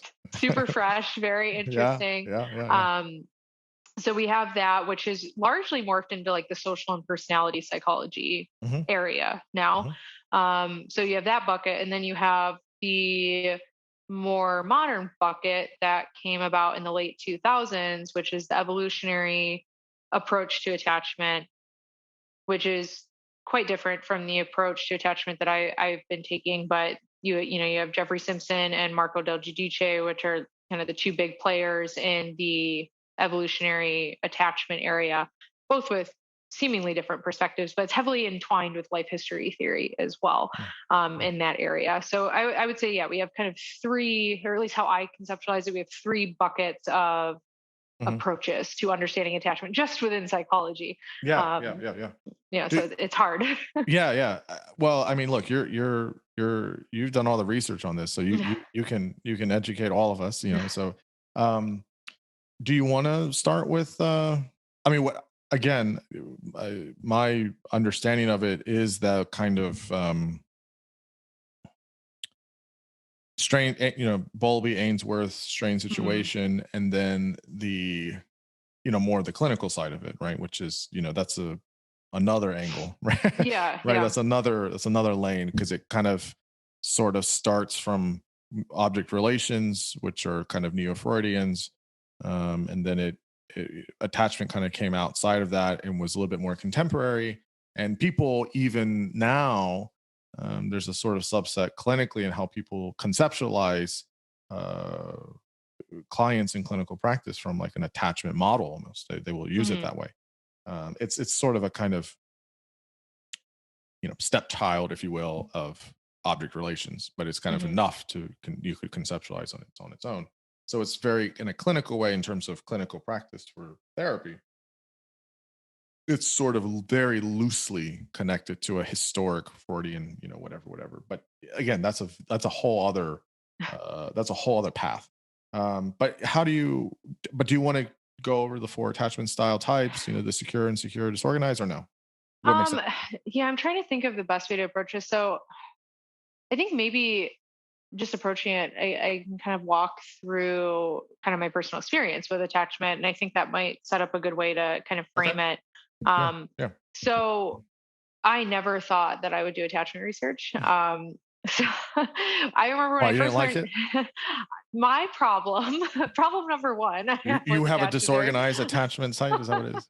Just kidding. I think attachment is disorganized. Yes, So yes. I think my first how we approach attachment with students is, I still do this in my developmental courses, is you introduce attachment coming out of ethology, which was kind of that grounding work for Bowlby, that the infant attachments to primarily mothers, especially in ancestral environments and specifically across mammals more generally, this is a key mammalian adaptation. Infants absolutely must attach to a parent. Um, Otherwise, they're toast. To put Mhm, it lightly, human mhm, infants are incredibly helpless. They really need full protection from that attachment figure, which mhm. typically is the mother. So I have very little issue with kind of the initial infant attachments. We typically walk through the strange situation procedure, which identifies those four types of attachment. So secure, typically when a child is distressed when their attachment figures away, it's a very normal reaction. You're a vulnerable small toddler. Do You're do upset. do you well, maybe it's I don't wanna, interrupt, but maybe we can as you're walking through it, we can Mhm. very quickly go through the strange situation just since it's a kind of a foundation. Yeah. The strange situation was Bowlby and Ainsworth? Or just Ainsworth? I don't remember. One of them, whatever, doesn't Yeah. matter. Whatever. One of them, and two researchers that were trying to look at how attachment works, and this does come out of the ethology, so animal behavior and how we were able to see primates attach. But then there's the four attachment styles that they were able to realize, and they did this in thousands, I think thousands of infants and Mhm. at least hundreds, but I want to say thousands with Yeah, it's pretty others. robust. Like Yeah, there's not much to argue with about that basic setup and yeah, kind of the four categories. It's and very historic robust. and look, I mean, in psychology, I mean, if you have an n of anything in the four digits, it's amazing, right? Yeah, So like good for you. yeah, it's great. So doing that in the late 60s, 70s is like amazing, right? So Groundbreaking. very good, very good. So they found four styles. So the secure attachment style is so they would set it up where mom and infant, I forget the ages, 8, 9 months, maybe something like that. I think they're usually around 1 to 2 years old. Or was it one, I two? think, Okay. yeah, they have to be at least 12 months old, I believe, Okay. Okay. at least from what I've currently read. So then they put him in a room. Mom goes, plays with the kid, and then comes out of the room, but doesn't tell the kid that, right? Hmm. So they're playing with a toy on the floor or something. Mom comes out, and then they go into like a two-way mirror. So they go behind into the room. Classic. Right, right, right. And they watch the kid and see the response. And so they found four styles. Um, for the secure attachment, um, you have the mom would come out, the infant would realize mom's out of here, would They're cry, upset. very upset or whatever, usually cry or be upset or, kind of anxious, Hmm. or startled, in some ways. And then the mom would come back into the room after, I don't know how at the time, 2 minutes, whatever it was, and would pick up the child, console the child. The child would make eye contact, would stop crying, and would go back to playing with the mom. This is Yep. like a standard secure attachment style. Then there's two types of insecure, uh, anxious, and insecure Yeah, anxious, ambivalent, ambivalent. or no, is that, yeah? I think there's two It separate depends on what websites. textbook you're reading, to be Yes, honest. sometimes they just have But the three, anxious. We'll but we'll there's go with we'll anxious go with because anxious. that aligns. So basically, the same thing. Play. Mom leaves, and then leave the infant there, and the child will be distressed. And when the mom comes back into the room, the child will be hostile.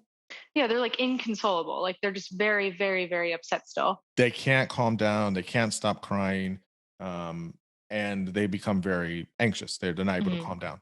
And then there's definitely, if you most all three, but if you have the one where it's same thing, mom leaves, mom comes back in, the child doesn't even recognize the mom's in the room, Yeah, right? It's they just could not completely care. disorganized. I mean, just don't even Oh, recognize oh, it. yep. No, nothing there.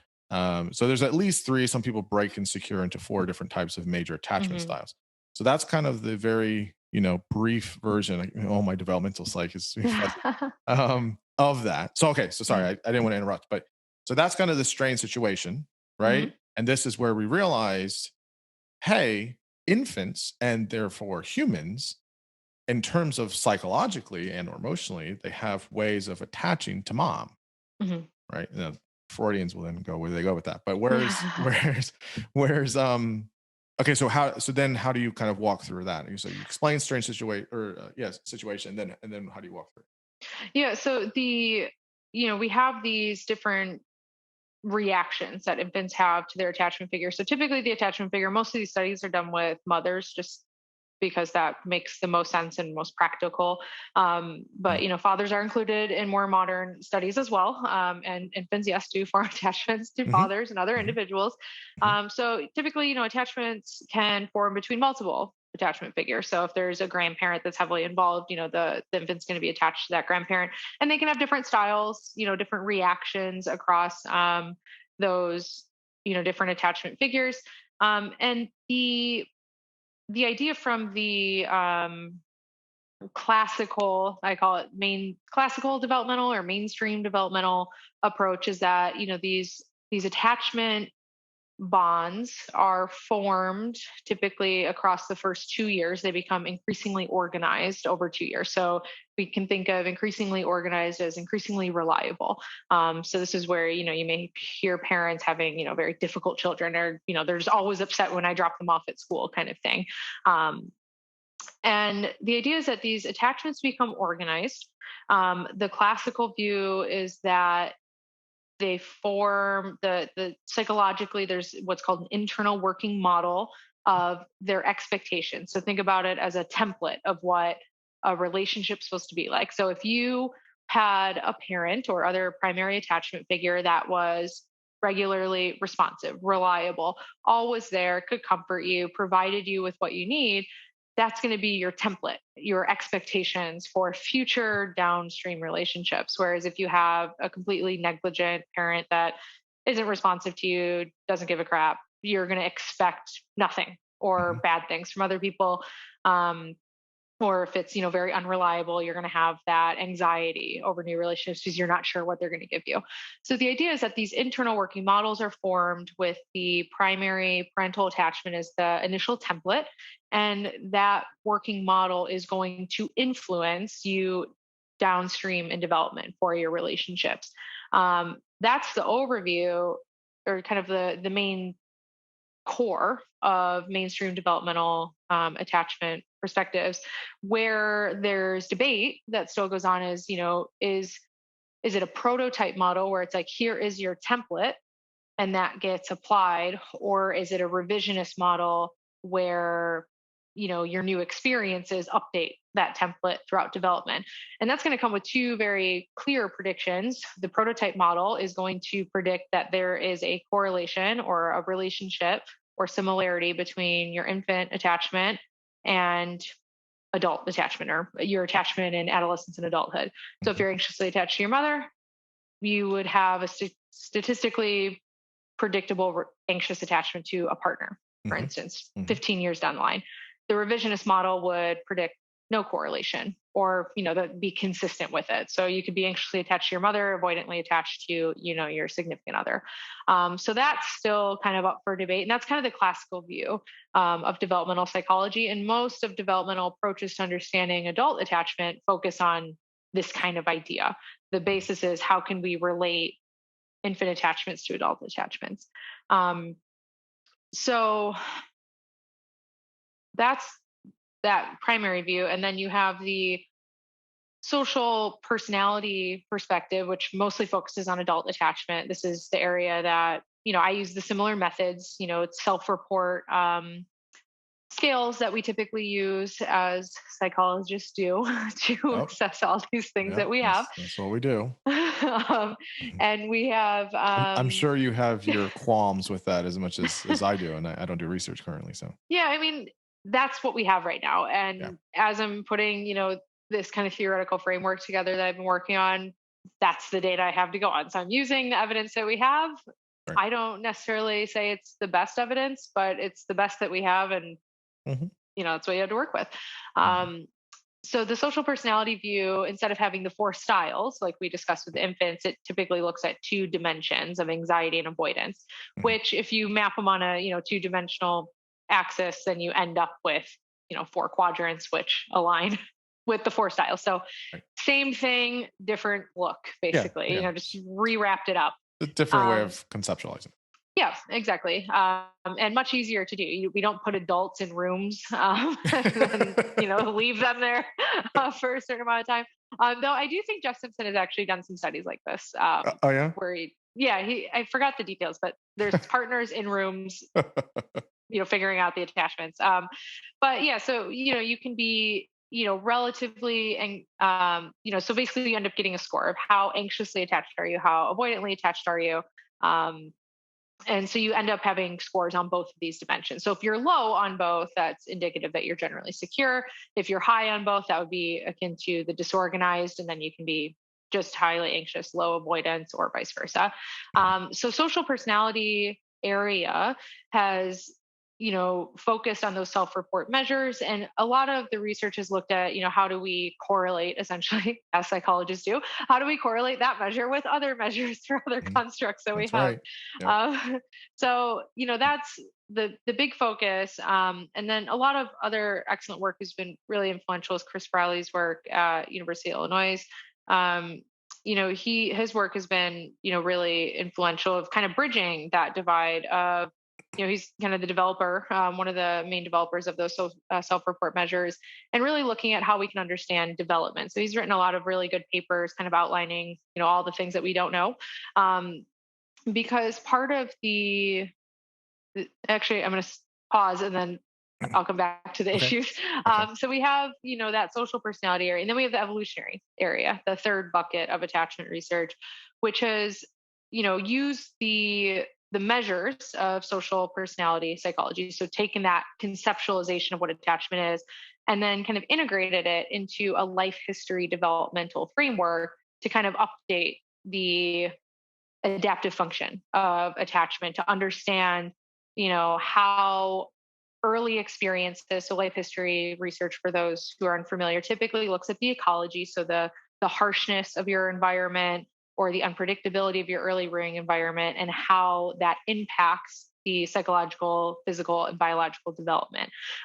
So the idea here is that if you had a harsh environment or an unpredictable environment, that's going to impact how you perceive things. So if you have an unpredictable environment, it will map on to an anxious attachment in adulthood. Because again, unpredictability, kind of both ways, you should see that kind of correlation. Same with environmental harshness. So, very poverty-stricken, harsh, dangerous environment, it wouldn't make reproductive sense to form a strong attachment because, you could die any day, essentially. You live in a highly dangerous environment. So that's kind of where the evolutionary approach maps on, which it looks much different on the surface, but in reality, it's quite similar Hmm. to the classical development approach, just with a new, EvPsych Hmm. labeling on Hmm. things, more or less how I see it. Um, so those are kind of the three buckets and what they look like at a high level. I'm sure if there's a developmental psychologist or a social personality psychologist or an evolutionary psychologist listening, they'll tell me of all the nuance that I'm missing, Sure. which Yeah. I'm sure I am. Right. But we have those three buckets, and there's a few problems that And I and Nicole hates all three of them. No, I'm just kidding. I am forging my own path because we obviously do not have enough attachment buckets. So let's start a third or a fourth one or a fifth one. Um, so I'm creating more of the problems You're that I'm mad supposed to about. fix the I know. problem. So technically, I'm trying to, break down the walls between all the buckets. Let's say that. With my wonderful attachment idea. So this, so taking back with moving back a little bit with the context, I wasn't impressed, I'll say, with attachment theory when I first came across it in undergrad, as you do, and then I went to work in a lab that focused a lot on attachment, a very classical social personality approach. And my problem with it is I'm like the theory is too fuzzy. It's not clearly defined enough. There's not a clear evolutionary rationale for why this even exists in the first place. Why do we have adult attachments? Again, infant attachments, obvious. The baby dies without the attachment. It's pretty strong selection pressure. Like there's nothing to argue about with it. But why do adult attachments exist? Why do we, it ties into mating system. It ties into so many different questions. So I didn't feel like there was a good explanation there. And then a problem with attachment theory, which I still think is a problem, is that the theory has become so big and Mhm. so unwieldy that a theory that explains everything is almost useless. Like it's not really specific enough. Yeah. So like I'll cringe when I just see like my scholar alerts pop up. It's like, oh, attachment. Typically social personality type is correlated with some like obscure random Yeah. thing Yeah. that I'm just like, Yeah. why the hell does this? Yeah. Why is this a question that we're doing? Like, it, It's like what they do with there's a neuro everything now, right? I yeah, had a concentration in neuropsych, and so we used to always, one of my supervisors is a neuropsychologist, and we used to always just like cringe where it's just like a neuro this, a neuro that. And it's like because you stick a label in front of it, that doesn't mean that you're doing anything neuro related. It becomes very, very trendy and it's very frustrating. yeah. It's similar to what genetics is going through right now, where there's a GWAS for everything, or oh, look at the heritability of turning on light behavior, and you're just Right, like, right, why? Why are we doing this? right, right, right, right. So I think attachment theory has become too big. I Mhm. think it's not specific enough. It's not, it's too fuzzy around the edges of what Yeah. makes sense. The theoretical framework has become useless almost. Like it's Mhm. not driving anything interesting. We're just correlating things Mhm. with other things. And so that was my main problem with it. And then I read the evolutionary approach because I started my PhD doing life history research, which I still do, but that was my kind of launching in point. Mhm. And so when I saw the integration, I'm like, okay, this is better. This is interesting. My interest is now peaked, with what's going on.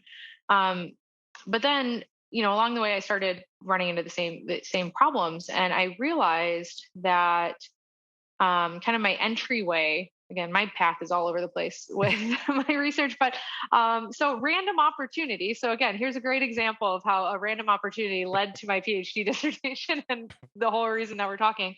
I think it was my first or second year in my PhD. There was a paper that was published in Psychological Bulletin, which is like the premier meta-analysis journal, looking at a meta-analysis on infant attachment and there's like maternal sensitivity, which is like a key mediating mechanism of attachment development. So it was a meta-analysis on attachment, and has very classical developmental approach. So obviously linking to adult attachment. And at the time, our lab started to get into more behavior genetic stuff. So this is where my behavior genetics background comes into play here. So this was actually my entry into actually doing attachment research. Right. My advisor Todd had seen the paper, and he's like, this seems inconsistent with, some behavioral genetics work. Like if we see a correlation between an infant attachment style and their adult attachment style, like couldn't it just be genetic confounding if there's a genetic basis for attachment, which there's a genetic basis for everything. Turning on light So switches. yeah, Right. turning on light switches, Should be for one for attachment. yeah, we'll get to that conversation. That's a whole nother path that we have. But so that was my interest. So I started getting into this basically, and this is, we ended up publishing a commentary in Psychological Bulletin on this paper. And this was basically my first stab at like, looking at it now, I think the paper is important, but it also feels like kind of just like a thought dump of like, here's all these problems. It didn't feel very well organized relative to where it eventually led to. But basically, we started outlining problems or data, patterns that aren't explained by the current theory. So there's a few things that attachment has an issue with, or at least I see that there's inconsistent data with. So the first being that the default for attachment is that there's this continuity and stability over development. So again, anxious attached to your mother should predict anxiety or an anxious attachment to your partners. Is that true? We should probably figure that out. So there's some actually good work on this, and depending on who you ask, it is true. If you ask me, I say it's not true. So what does the data show? There's a great 2013 meta-analysis that analyzes all of the studies that we have on this, and a 2014 excellent longitudinal study, high end. So we have a great meta-analysis and a standalone longitudinal study. What do we see? Short-term stability, yes. So if we take your attachment style at like 4 years old and predict it with your attachment style at 8 years old. Side note, what does an attachment at 8 years old mean? No idea. Is that to your parent? Is it to a partner? That's a problem that we haven't figured out yet. Everyone's arguing about middle childhood because we have no idea what's going on there. This is a little sidebar. So yeah, we see a prediction. Nobody has ever known what's going on in middle childhood. No one knows. The shit time. It's terrible. It's not fun. Very understudied area as well. Right. So what happens though, if you take the prediction at face value, which I get argued against that, I'm interpreting it too literally, but I don't know how else you interpret. What do you mean? That why do they claim that you interpret too literally?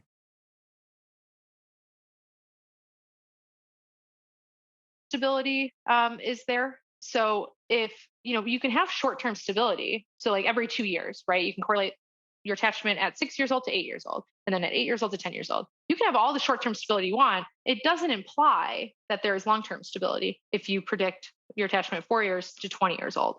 Mm-hmm. You can have a bunch of short-term stability and veer off on a side path that when you analyze the broader whole, that doesn't make any sense. So that's kind of where the pushback is against my argument, is that, the short-term stability is there, but still the long-term stability is not there. If you look at the meta-analysis and the longitudinal study, if you look at an infant's attachment at about 2 years old, when we know it's pretty stable and organized at that point, mm-hmm. compare it to 18 years old, mm-hmm. arguably when romantic relationships are actually happening, mm-hmm. the correlation's not significant. It's not there. Mm-hmm. I think that's a fatal blow to part of the argument. Others disagree, but I think that's something that needs to be explained. Or at least I think that that's a literal prediction that comes from the classic developmental model. So that's one issue. Let me pause there for a minute. Yeah. It shouldn't. I haven't looked at the study, so I don't know. But it shouldn't matter. And maybe that's not what you're saying. But in terms of little component, if you have at 2 a fairly stable attachment style, it shouldn't matter how many partners you have, or how many as you get older, or necessarily with whom the attachment is with. Yeah, I don't think the style is dependent on the caregiver necessarily. For mm-hmm. example, if, let's say, person X develops an attachment style with mom, biological Mhm. mother, and mom dies at 6, or whatever. And then they have grandmother, or they have a stepmother, or they have, whomever that replaces that. Okay. And then how do they have a style with maybe dads and all of the rest? Then that doesn't necessarily, and if they have romantic partners at 18, 20, 22, 23, maybe this is I'm showing my cards here on the classical model, but shouldn't it make intuitive sense, right? I'm hyperimposing something, but if you have a style, the style shouldn't change in theory, Mhm. right? Yeah, Like so if I'm secure or if I'm anxious, mhm, the person doesn't matter. Now, that's not to say that environment and ecology and trauma and all of that isn't going to impact. I mean, it mhm, certainly does. But when you're thinking in terms of definitely the first 5 years, but definitely the first 2 years, people's personality and temperament is stable enough. That's not to say that it doesn't change over the lifespan, mhm. because it obviously does. But wouldn't attachment be somewhere in the same type of uh, rubric of how there is enough stability? Or isn't would it mean that attachment is too unstable? And if so, well, what would that mean then? Right? Because then that would fundamentally change how you understand attachment, which would almost seem like an oxymoron, then, right? To attach, right? That wouldn't make sense then if it's too transient between people or certain events or certain environments. It should be almost as if, maybe I'm making too much of a leap here, or I'm being too rigid, but almost in a sense of like personality or temperament. Uh, you follow my logic, or no? Yeah, I'm getting it, and this is where fuzziness comes in, is because Yes, there's yes, yes, yes. it's not, so there again, we have that prototype model which assumes stability. We have the revisionist model which says that these experiences should change your attachment style. um, you also bring up another point: is this a style? Is it, is it trait like, which is kind of Yeah. what I think we implicitly measure when we're doing it.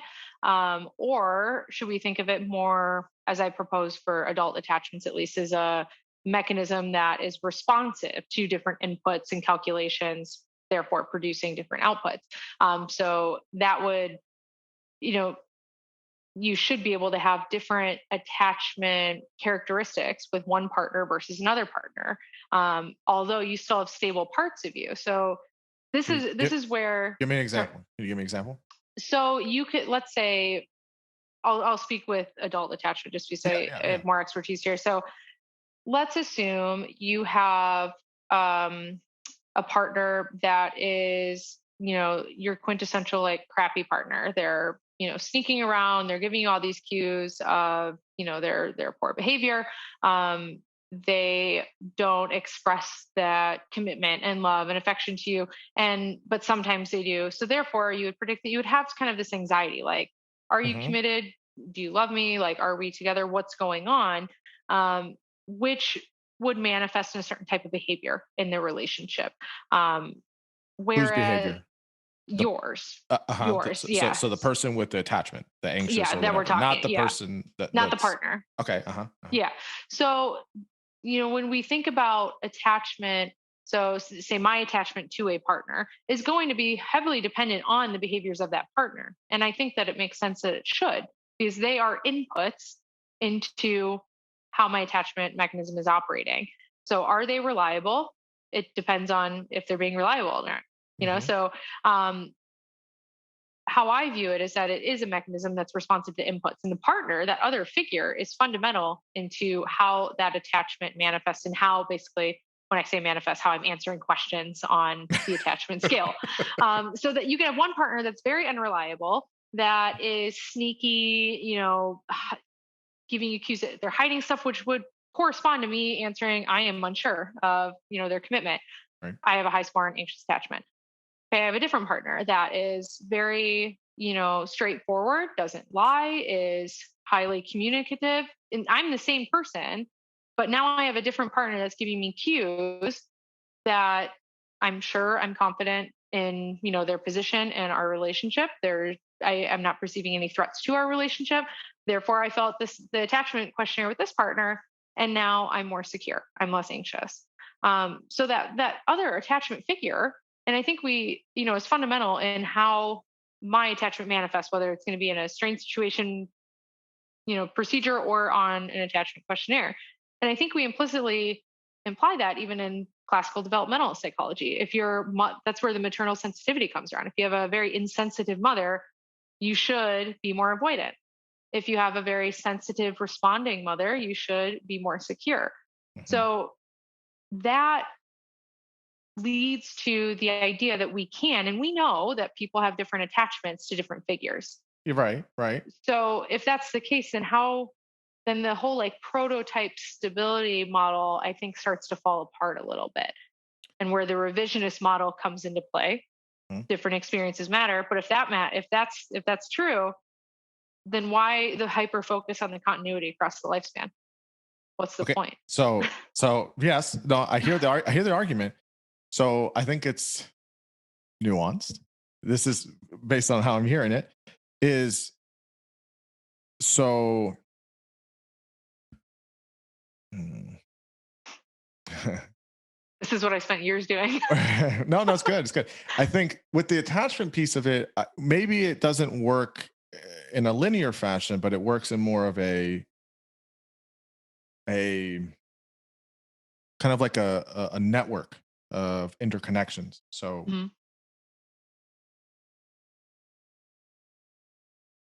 so all of my thoughts, I have all my thoughts at the same time, right? So I'm trying to get them all at the same time, It's hard. which is which is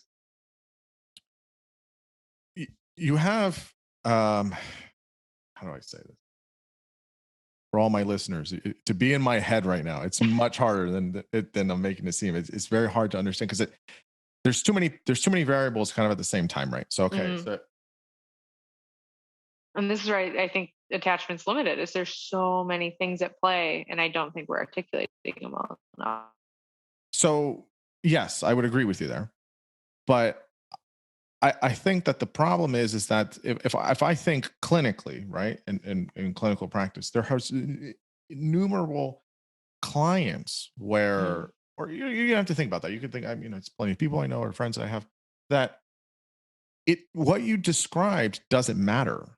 Well, I don't want to say it doesn't matter, but that it's not in play in that way. So you could have somebody that is um, romantically involved with somebody, yeah, Mhm. and they are, you know, not the best person. They're not committed. They're, maybe they're unfaithful. They're maybe emotionally abusive, or, maybe they're not emotionally kind. I don't want to say abusive, but, and they're not in relationship with them anymore. And they have another partner. I don't think that they would put then on a form, okay, well, now I feel secure because of the current partner I'm with. I don't know if it's a direct, because, your idea is that there's an input that's going in and the output is dependent.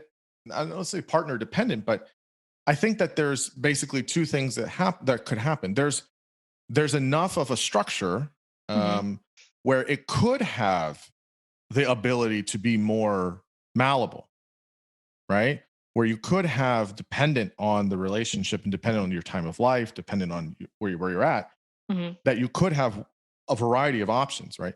But it still has to connect to a structure, a attachment structure, I would imagine.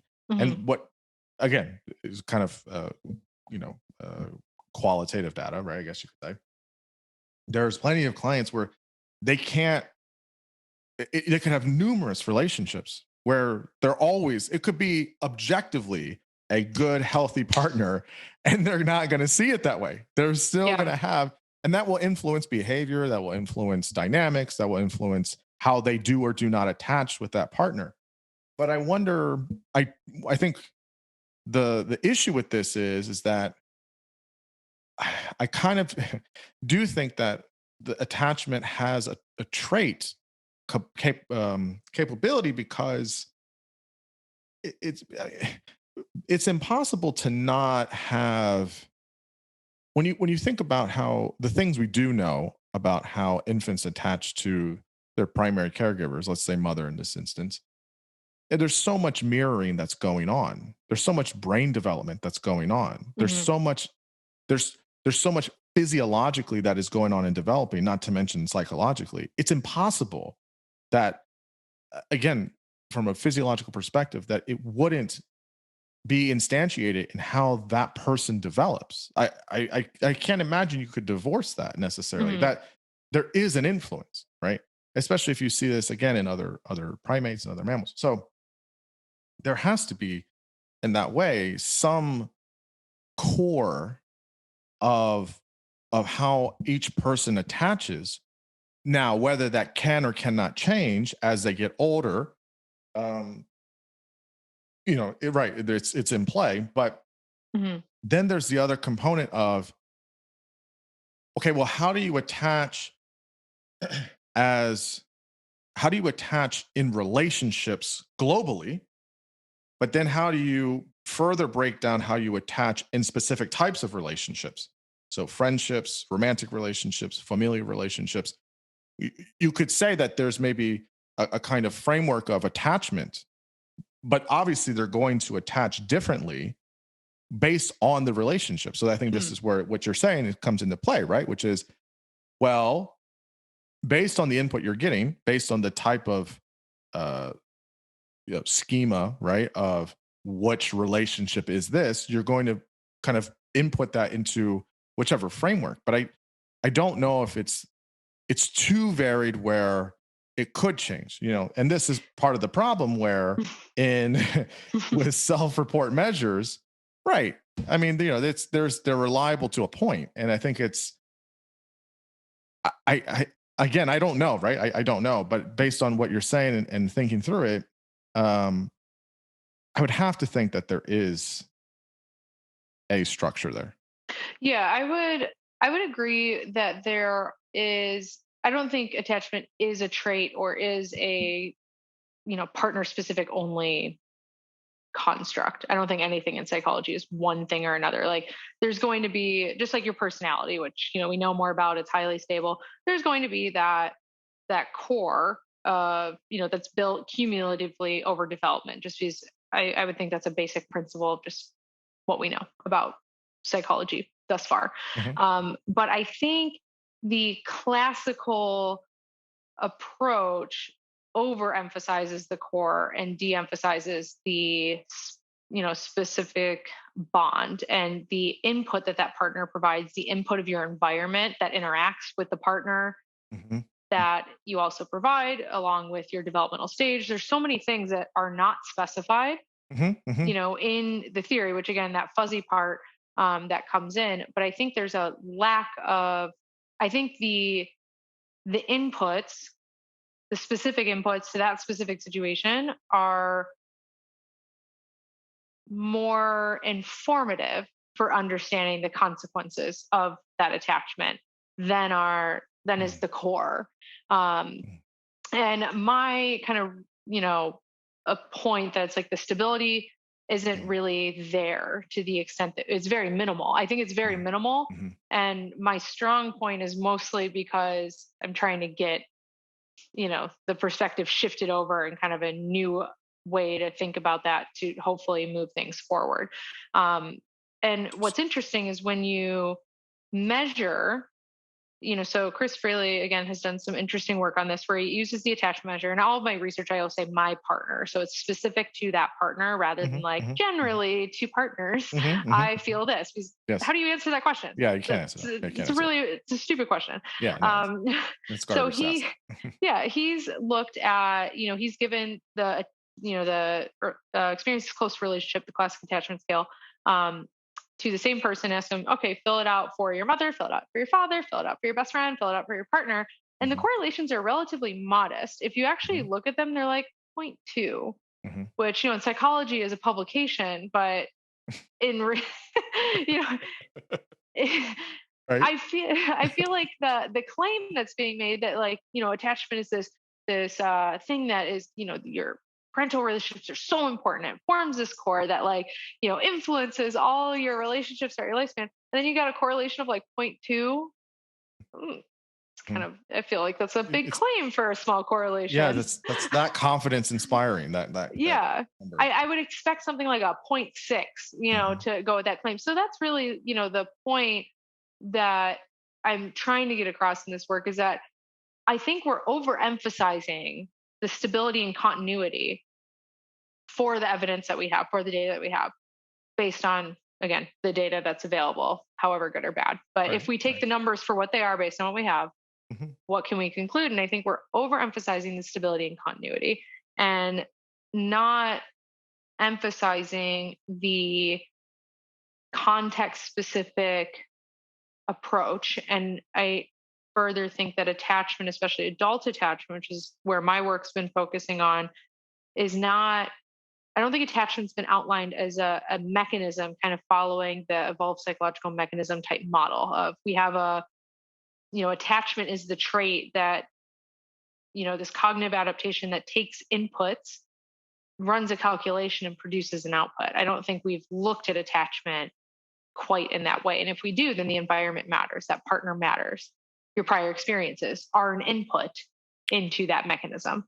Yes, they matter. But so here's where I think this is how I'm hearing what you're saying. You tell me if I'm totally misreading it. It's almost as if I agree with you. I think that there is too much of a over dependence on this stability aspect that just charge it. It's like, you know, coordinates are set, boom, off you go. Like, right. Mm, I don't, yes, I would agree with that, that's too rigid. It's almost as if you're seeing, you tell me if I'm wrong on this, that the, the inputs you're getting from the attachments you have in adulthood is, sort of, is working in tandem with the stability you have, almost as like an unlocking mechanism, right? That there's an opening up, that it's exploring different aspects of a stable attachment structure you already have. mhm, That of course, if you're going to have attachments, there are going to be things that are going to uh, carry with you through time, but it's not definitively the end of the road. You're going to have, based on whichever inputs from romantic relationships or attachments rather, certain things that are unlocked. There are certain things that are going to be uncovered. mhm. Is it can you marry the two in that way or no? Yeah, I think the another way to think of the prior experiences and the cumulative effects over development can be kind of just your starting point. So, like, you Mhm. you meet a new partner, you know very little about them, um, and I think Do you we ever really know? let's get really philosophical here. So I think I think it's a starting point. So say you're a teenager starting your first romantic relationship ever. Mhm, What do you mhm, have to go on? Cultural narratives of mhm. what relationships are supposed to be like, Right, your previous experiences in relationships, and kind of general things like, oh, my parents trust me. I expect other people to trust me. So like right. I think there's these generalities that do make sense. Mhm, Um, but I think we don't have enough data on longitudinal incremental assessments of attachment development within relationships. mhm, So I think it your prior experiences, that cumulative, kind of building of your attachment structure, whatever that core is, serves as that starting point. mhm, But I mhm, think we need to look at more of taking that classic ev psych approach of this is a mechanism. What are the inputs that it's sensitive to? To mhm. what degree? What are those parameters? There's like a host of all these questions that we just don't know because we take a self report of attachment and then correlate it with something else, which I do. I have, Right, that's kind of the right. basis for my mate retention work and attachment is I correlate it with another measure. Like that's what we Mhm, do. mhm, Um, but I think that default, if you will, for attachment theory of like there's this stable prototype like core, and then we just keep correlating infant attachment with adult attachment and like call it revolutionary. Like I think we have a pretty good basis of what that number looks like, and it's like point 0.1. mhm. Yeah. If you look at your toddler attachment to like 18 or 20 years old, it's very small. And I think we're making a lot of fuss about this very small correlation when there's more interesting questions, and we should be looking more closely at what the mechanism looks like. What is it even attending to? So it's Mhm. like what I've tried to do with the adult attachment paper that I recently published is at least trying to start that conversation of what that looks like. Because I think the stability to an extent is there, like intuitively it makes sense. And I think we've been relying on that intuition for a long time, Mhm. especially in developmental psychology. But I think there's more interesting things to be asking at this stage. I think we kind of have that basis down. And I think we don't have enough focus on how does that specific partner, Mhm. because if we're talking about an attachment between two people and we just neglect Mhm. the other half of the attachment, Yeah. it seems Yeah. kind of weird. And I think it's also, just the limit of our measurement of, conceptualizing how we're thinking about it, how we need to measure it. I mean, it's a whole host of interrelated problems, at least in my perspective, for a theory that's been so enduring and so big and generative. Yeah. It's almost remarkable how little progress Mhm. there is on understanding it, Mhm. for something that's been around for, God, what, 60 years now almost? Yeah, yeah, at least. Is Yeah. that, is that right? No, Yeah. yeah, yeah, yes, at least. Yeah. So So, hmm. I my, have I have definitely it's making me think more and more and more as we keep talking about it. But no, I think I totally see where you're coming from at it. And again, I have a lot of my cards in the classical model, but I mhm, absolutely agree with your questioning, and and I don't disagree with you. I think that's, in my view, and how you're describing it, I think that's the right way, especially hearing all the counter arguments and things. I think that's right. I think that it, as a starting point, um, I think it's always there, but then it's, again, there's room to evolve. There's room to evolve based on the attachment that you have with a particular mate. yeah, Uh, because the argument, you know, the response back to my argument is, if like I think we're overemphasizing stability, then the response back from the developmentalist crowd would be, well, we have a model for that. That's called the revisionist model, where you right. form that prototype and then it changes over time. Great, Mhm. we already solved that problem. Okay, well, if that's the case, if the Right. revisionist model is true, then why are you making such a stink about the stability and continuity? Because Right. then it shouldn't matter. And So why is it's, the data so low, or yeah. the numbers so low? Yeah, no, I agree. I think that there's still holes there, Mhm. and it kind of glosses over the still very important questions about things. I We just keep going. volley it back and forth to Right, right, and I wonder. I'm trying to think if there's anything else in human development that looks the same way. Uh, to be honest, I mean, maybe it's just my bias, but the first thing that comes to my mind is the brain. We have, obviously it's very different, right? It's completely different, I would say, but the brain develops at a certain point, and then it completely develops until whatever 24, 25.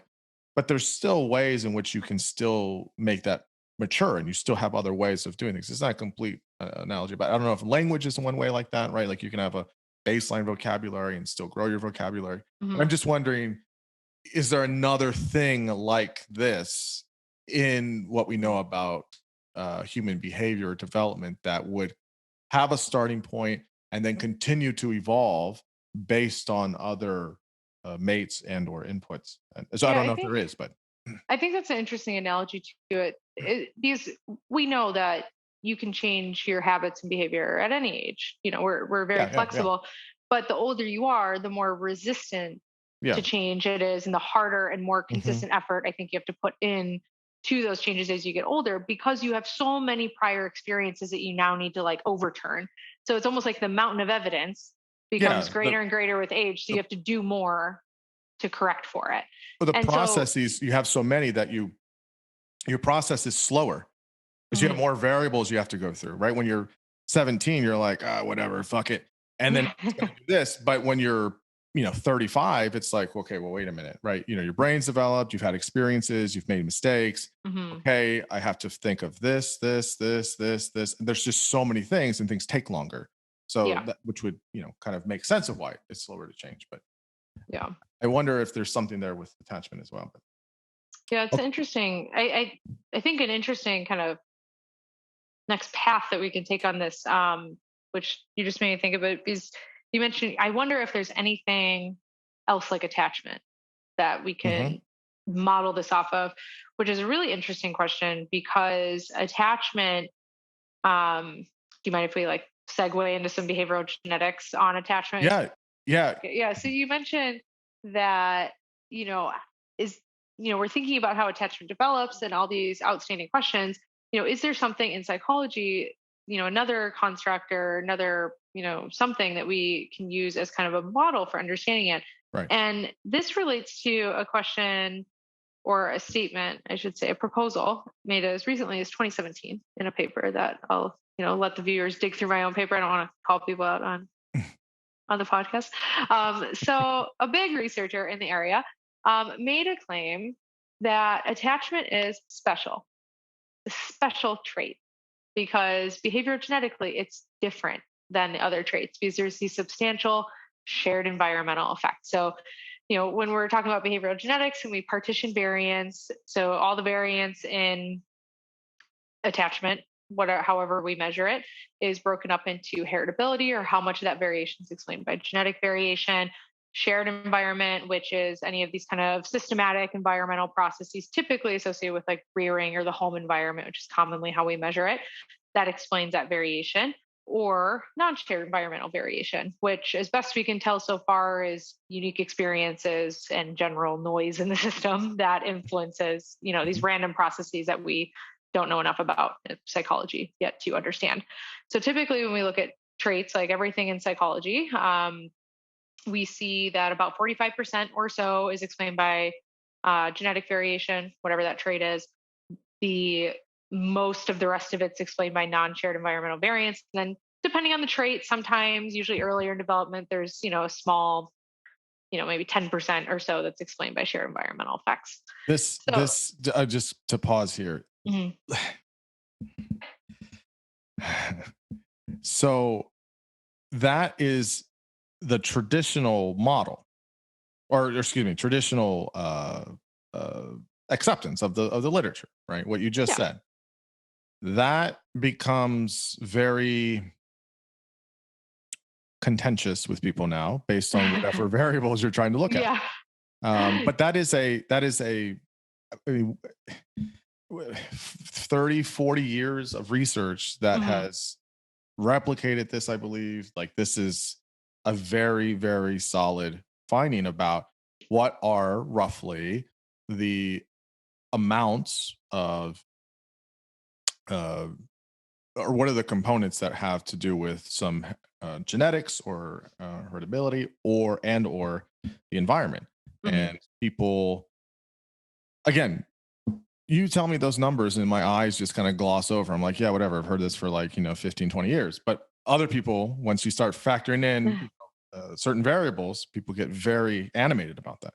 Yeah. So in the context of, so that's just a general principle, but in the context of attachment, how would this play? Are you saying there's a genetic component potentially to attachment? Is that the claim? That is the claim. That's your So claim, or that's a claim? it's a claim. There's, God, I think so. I just published a preprint. It's under review right now, and it's called The Heritability of Attachment Systems. Mhm. And there's collectively about 10 or so behavior genetic studies on attachment across, infant, childhood, Mhm. teenage and adults, which is remarkable in the sense that attachment has been around for what, 60 years, we said, give or take. Hey, Behavior listen, genetics is, genetics has been branching out, and it's now it's becoming more sexy, but it was not that way for a long time. I mean, we probably have better behavior genetic data on like TV habits than we do on attachment. yes, Again, we have this massive theory with like remarkably little right, progress on right, what we right. know. And so, again, my original kind of walk into attachment theory was through the lens of behavior genetics. Mhm. We were trying to answer a different question, but in pursuit of answering that question, I realized that there is no damn data Yeah, on yeah. attachment heritability. It is shocking, actually.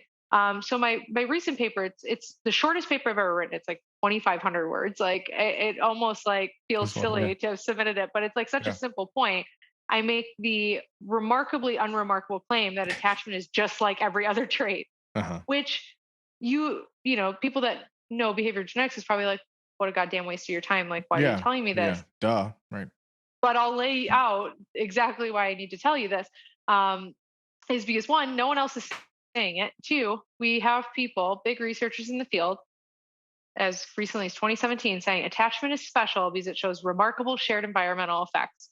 What And was what we know what from was all of what was the rationale for that? I mean, I have my initial kind of like resistance to that, but Mhm. let me push through that. What's the rationale for that, or what was the my rationale? my take on it is there. So this is where a few things come into play. One is kind of this dismissal by the classical developmental approach that the social personality way that we do attachment with the measures, it's not what we're measuring. It's different than what we're doing over here in developmental psychology. And I say this because I've actually gotten this in response in reviews of these papers trying to get them out, of your argument is moot because what they're doing on that self-report attachment measure is not the same thing as what we're doing. So therefore, we're just going to dismiss that data. So now your argument is wrong and it aligns with ours because we just got rid of all this other data. Hmm. Convenient. Hmm. Um, Hmm. so that's one reason. And then the second reason, which is part of the point that I point out in this preprint, is the data that we have on the behavioral genetic data that we have. That I have the table in front of me. I think it's maybe 11 studies Hmm. total in Hmm. what 50 years of behavioral genetics. We have like 11 studies on this massive important theory. Right. The data is absolute crap, to Hmm. put it lightly. So we know psychology is a power problem. So we don't have enough participants in our samples. When Hmm. you do behavioral genetic studies, you need big samples. You need Yeah. Yeah. bigger samples. You can't get away Thousands. with 100. Yeah, you need Yeah. at least. Yeah. Um, so what I did was, I put all of these studies in a table with their sample size and the heritability and environmentality estimates. This is again not groundbreaking statistical work that I'm doing here. It's just pointing out the obvious. I feel like um, you put all this together, and out of these studies, there are three. So we have three studies that have just about enough power to have reasonable results. We in the replication effort in psychology, we're like, we need statistical power so the estimates that you get are reasonable to draw conclusions from. We have three studies in the entire field of attachment that we can I that we will can draw conclusions from. I will point listeners to I don't want to get the episode number wrong, but I had a lovely chat with Corey Clark. She's wonderful. Love Corey. And yeah, and we talked about this. And it's it's a problem. We know it's a Comical. problem. People are trying to fix it. She's trying to fix that, but it's just yeah. So this is again exhibit D or whatever we're up to now, of just another way where this is problematic. So, okay, that's not surprising, but it's also a sobering thought. Okay. Yeah. So 3 studies. Three whole studies. And so what's remarkable, so it's interesting because when we're looking at doing power analyses for twin studies, so all these are twin studies, we're not even at the level of doing GWAS yet Yeah. Yeah. Yeah. on Yeah. attachment with the 5 people that we have. So we're looking at, with twin studies, you need big samples. About 1,000 is probably a decent low estimate of what you need. Mhm. I'm not a classical developmental psychologist in the fact that I'm like playing tricks on babies and trying to understand what's going on. Mhm. But from what I can tell, it's really hard to get a sample size of 1,000 babies, Yeah. twins, nonetheless. Like trying to Yeah. get 1,000 twins.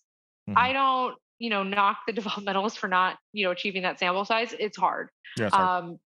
But that doesn't change the fact that the research that we have is underpowered. It's hard to draw conclusions from. Like that's those two Yeah. things. Again, both those things can be true. So those are two things that are true. Right. Um, Right. Right. so the problem is with these studies is, in this table I outline, the age. So we have studies starting at 12 months going all the way up to an average age of, people in their 50s. So we have kind of a span, which is nice. So that's Mhm. like the one thing we have going. But these studies are relying on 100 twin pairs. One of the studies is 56 twin pairs. Like, try to get a study with 56 twin pairs published in a behavioral genetics journal these days. You can't, because the results are almost useless. They're basically useless. Sure. And it's not going to tell you anything. You can't. You're going to spend all your time in the strengths and weaknesses section saying we need more people. Yeah. So what's the point of the paper? Right. So what's interesting about power with twin studies is you need to. So say you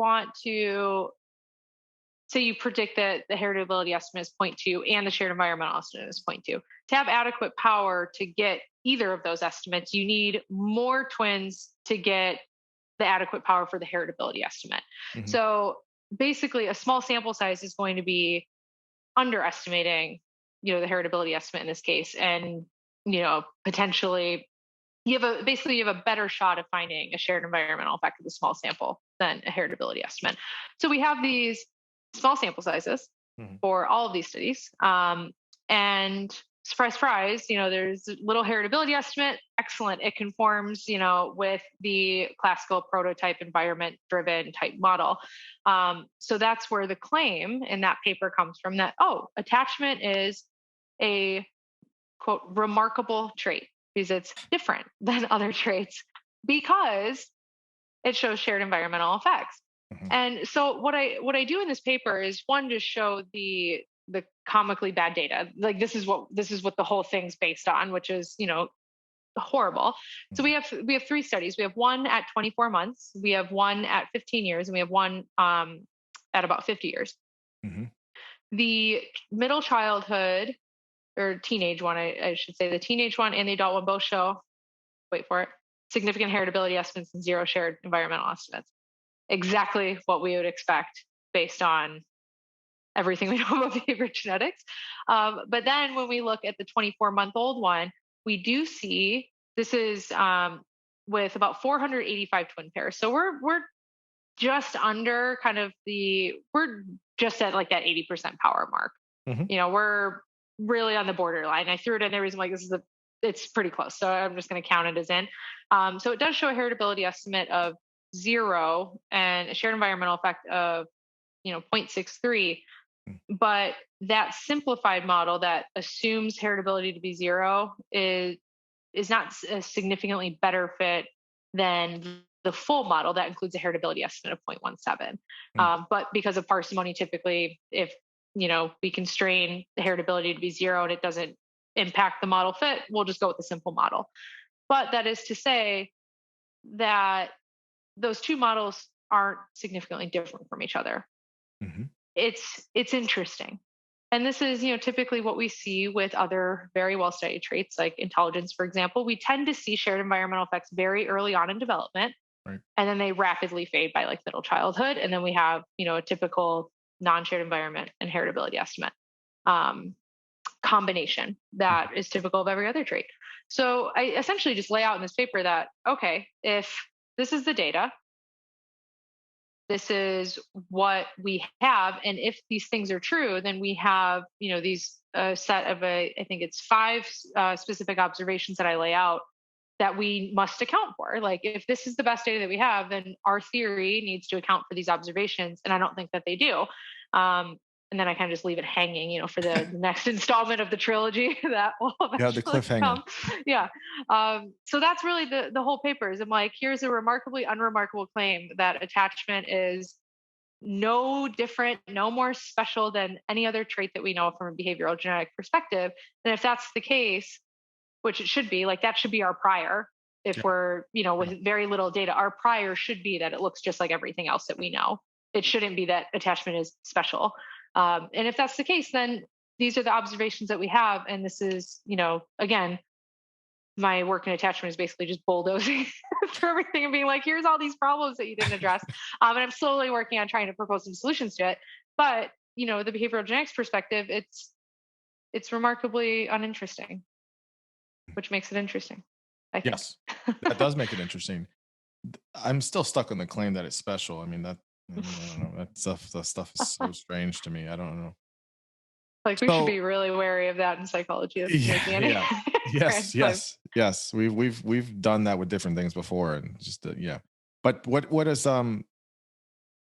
man, I can see, kind of at the beginning you set it up as, you have issues with attachment, and now I see. Yeah. I totally get it. It is there's a lot of ambiguity, a lot of gray, Hmm. which is it. Hmm. It feels Hmm. like people got really excited about something and went off with it, which is fine. I don't think it's necessarily harmful, but it's one of those things where people kind of stopped uh, investigating it in different ways that it needed to be fully flushed out. People were just like, yeah, that's good enough. And then, it It's just mega, just just applying it it everywhere. snowballed into everything. And then it was like, Yeah. well, wait. We still had to do kind of, and you see that happen, I think, in a lot of things. And I think you see that happen in other things in psychology as well, Hmm. um, which is a problem. So, Yeah, because if we think of the historical context of the theory, it was first proposed in, around the 60s to the 80s time frame. A series of those books came out, and, the important papers from Ainsworth and Bowlby. And so we see that original theory based on the knowledge that they had then. It's a perfectly yeah, reasonable theory. And there's absolutely. definitely grains of salt that, makes sense. I'm not throwing out the baby with the bathwater here, especially with the infant attachment stuff. There's Hmm. very little to dispute about that.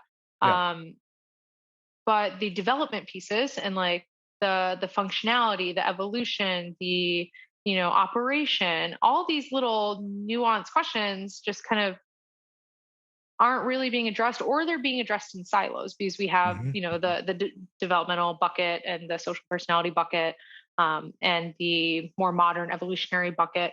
So we have these different buckets where we're not having, going full circle back to the beginning of our conversation, the Hmm. Right. interdisciplinary approach, because it's becoming siloed, where development is like, well, we're not dealing with your social personality stuff because we're doing stuff different over here. So we're just going to keep over here. And then the social personality doesn't work with the developmental stuff because, we don't work with babies. So we're just going to focus on our self-report Mhm. measures and full steam ahead.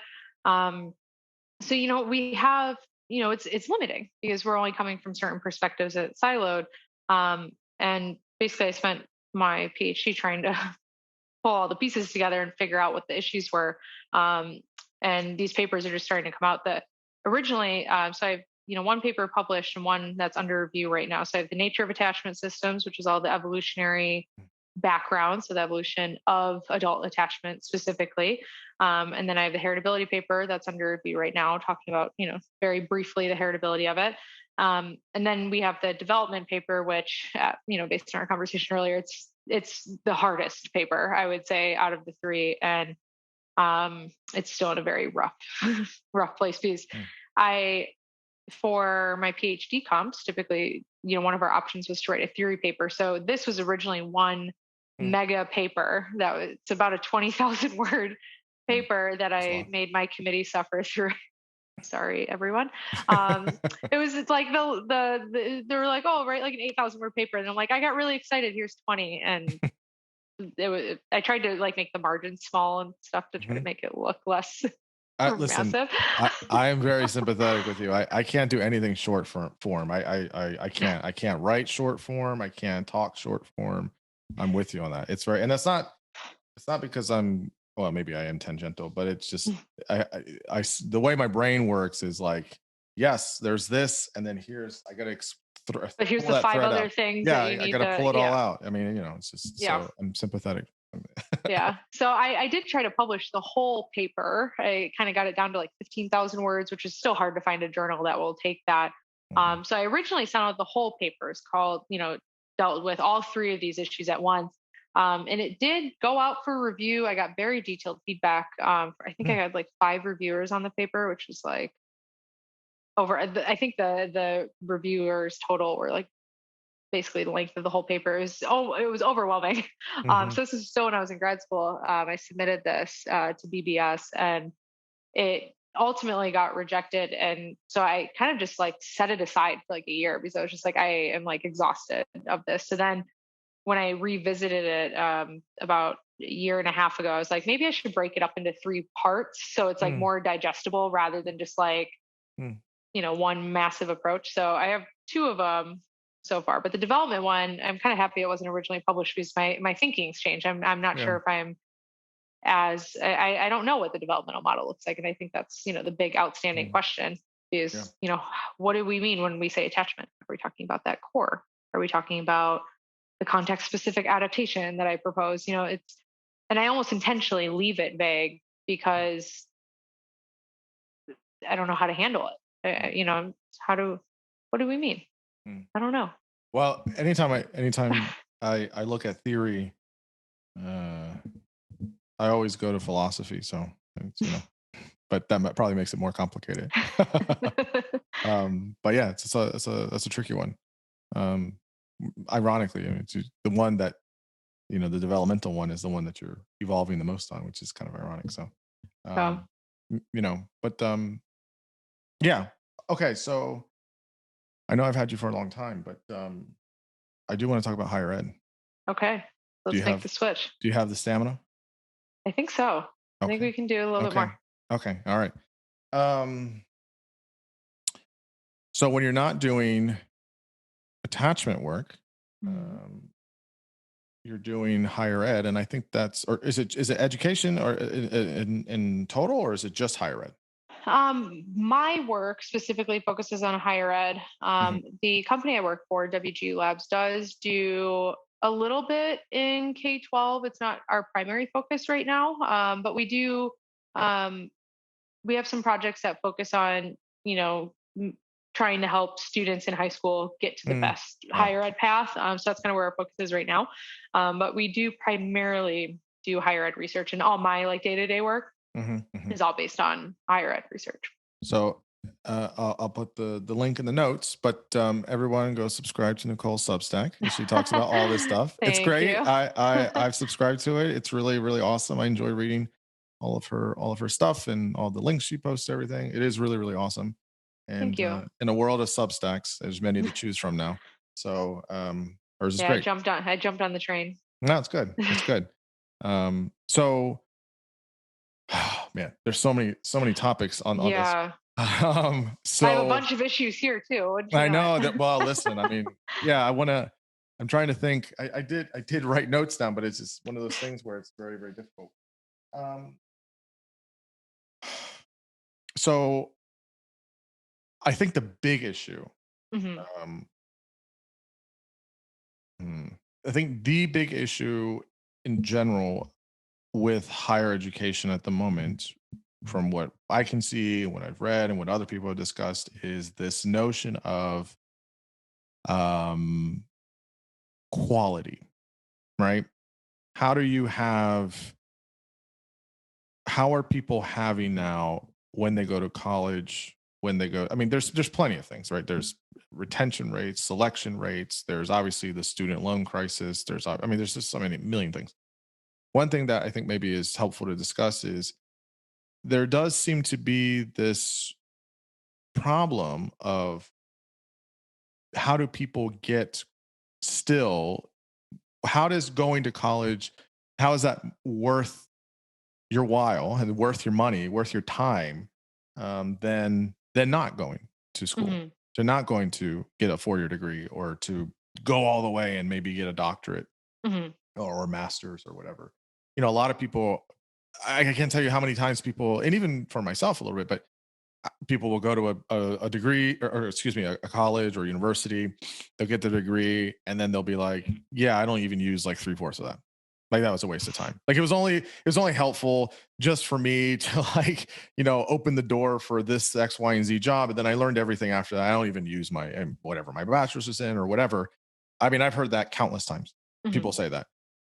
Even people they get a doctorate. It's just like, yeah, this is, I don't use a lot of this, or I mean, you're going to learn things in on the job or an experience, but and then there are certain categories almost, which is, I don't want to say this too, yeah, too publicly because it's going to sound a little negative, but I'll pick on my field. Having a bachelor's in psychology means nothing.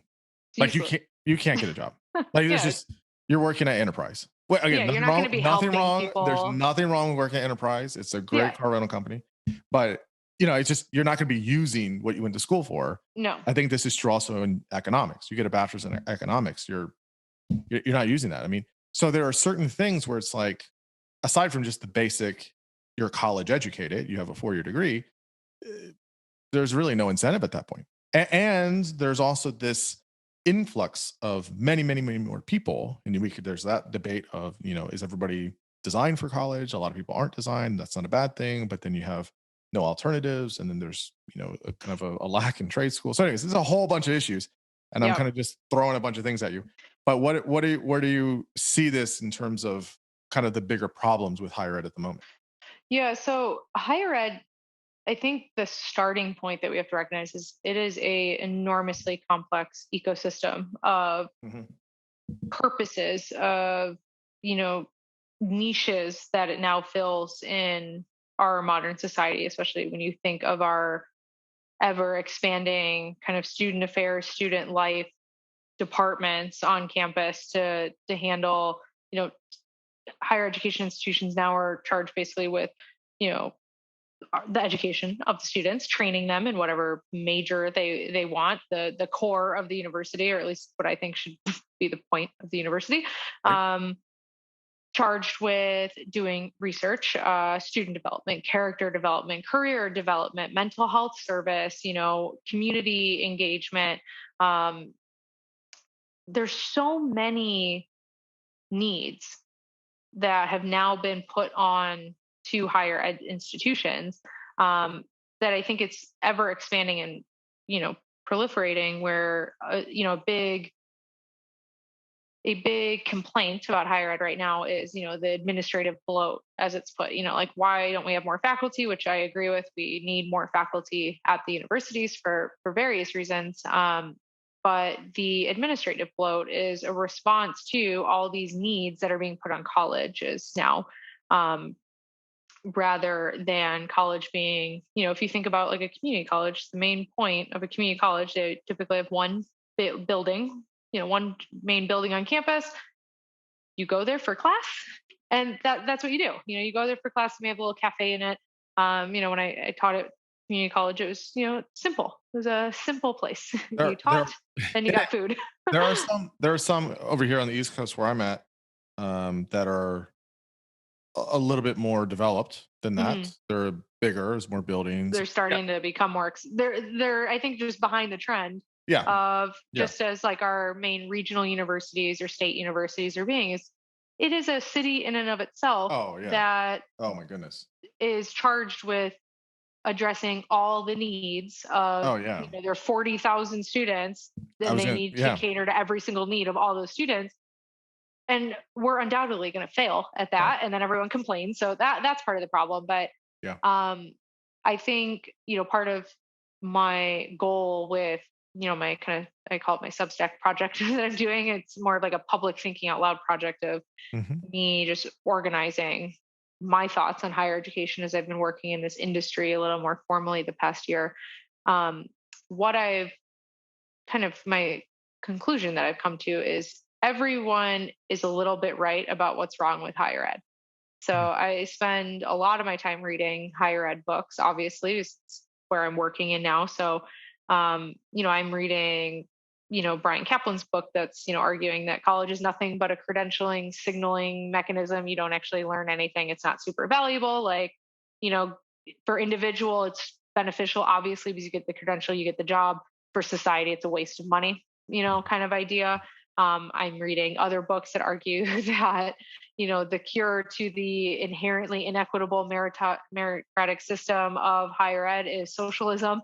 So I'm reading from the full spectrum of perspectives and all the books in between there, and everyone's a little bit right about what's wrong with higher education, because there's so many things to be wrong about higher ed. But my and the problems of that each institution faces, or each type of institution, so your research universities, your liberal arts colleges, your community colleges, they each face different prioritizing kind of problems. And coming from a research university that most PhDs are familiar with, because we all get trained at a research university, part of the problem that I see research universities face is the lack of focus on teaching and education at these universities. Um, the education is just a means, if that, to do all the other work that the institution is producing, rather than focusing on education for education's sake. Um, then at more of the undergrad institutions and community colleges, especially, we face those problems of job alignment. So ensuring that what these students are being taught, leads them to that promise that college is the great equalizer, that college is the path to social and economic mobility for students. It's the way you get out of poverty. It's the way you break that cycle, which inherently that promise is great, but I don't think we're doing a great job at it. And all the data suggests that those who benefit from college are the ones that already are benefited. So it's like the Matthew effect taking off, where you know um, non-minority higher income students are getting the most out of colleges. They get accepted into the best colleges, which they gain the most from going to those colleges, whereas our minority and low income students are not being, accepted into those higher prestige colleges, or they're not being taught properly when they get to college, so they don't finish, and then they're left in a worse situation than they were if they just hadn't gone in the first place. So I don't think our colleges generally, as a broad generalization, are serving the underserved populations that we're hoping to equalize. I don't think education is the great equalizer that we think it is with how it currently operates.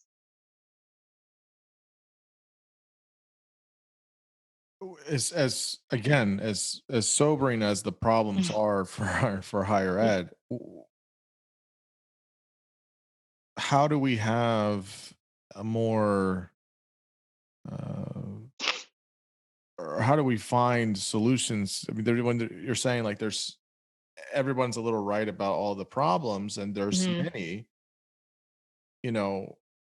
I mean, well, for one, I would not want to work at the Department of Education. That sounds like a mess. And Doesn't sound fun. there have been calls since, I think, Bush 43 to do education reform, and Everyone, yeah, it's a recurring yeah, I mean, thing. it's right. It's the new Social Security reform we need to do, whatever. But uh, how do you think there can be uh well, two things. Let me ask two questions. What are some of the solutions, do you think, for some of these major general problems or whatever? Obviously you can't tell me solutions for every problem, but kind of generally, are there some solutions there? And then um kind of what do you think is the outlook or the future, next 5 or 10 years? How do Hmm. you how are things playing out? I mean, what do you think, where are we headed? Yeah, those are the $1 million questions. I think start with the first one. Some of the solutions. I think higher ed has become so big, like as a industry, if you Mhm. will. Yeah. It's massive. There are so many different types of institutions. You have your, private research institutions, your public research institutions like UCLA and a lot of the UC systems. Um, you have your classic liberal arts college educating for education's sake, and that very idealistic view of education and like, producing these good citizens, if you will.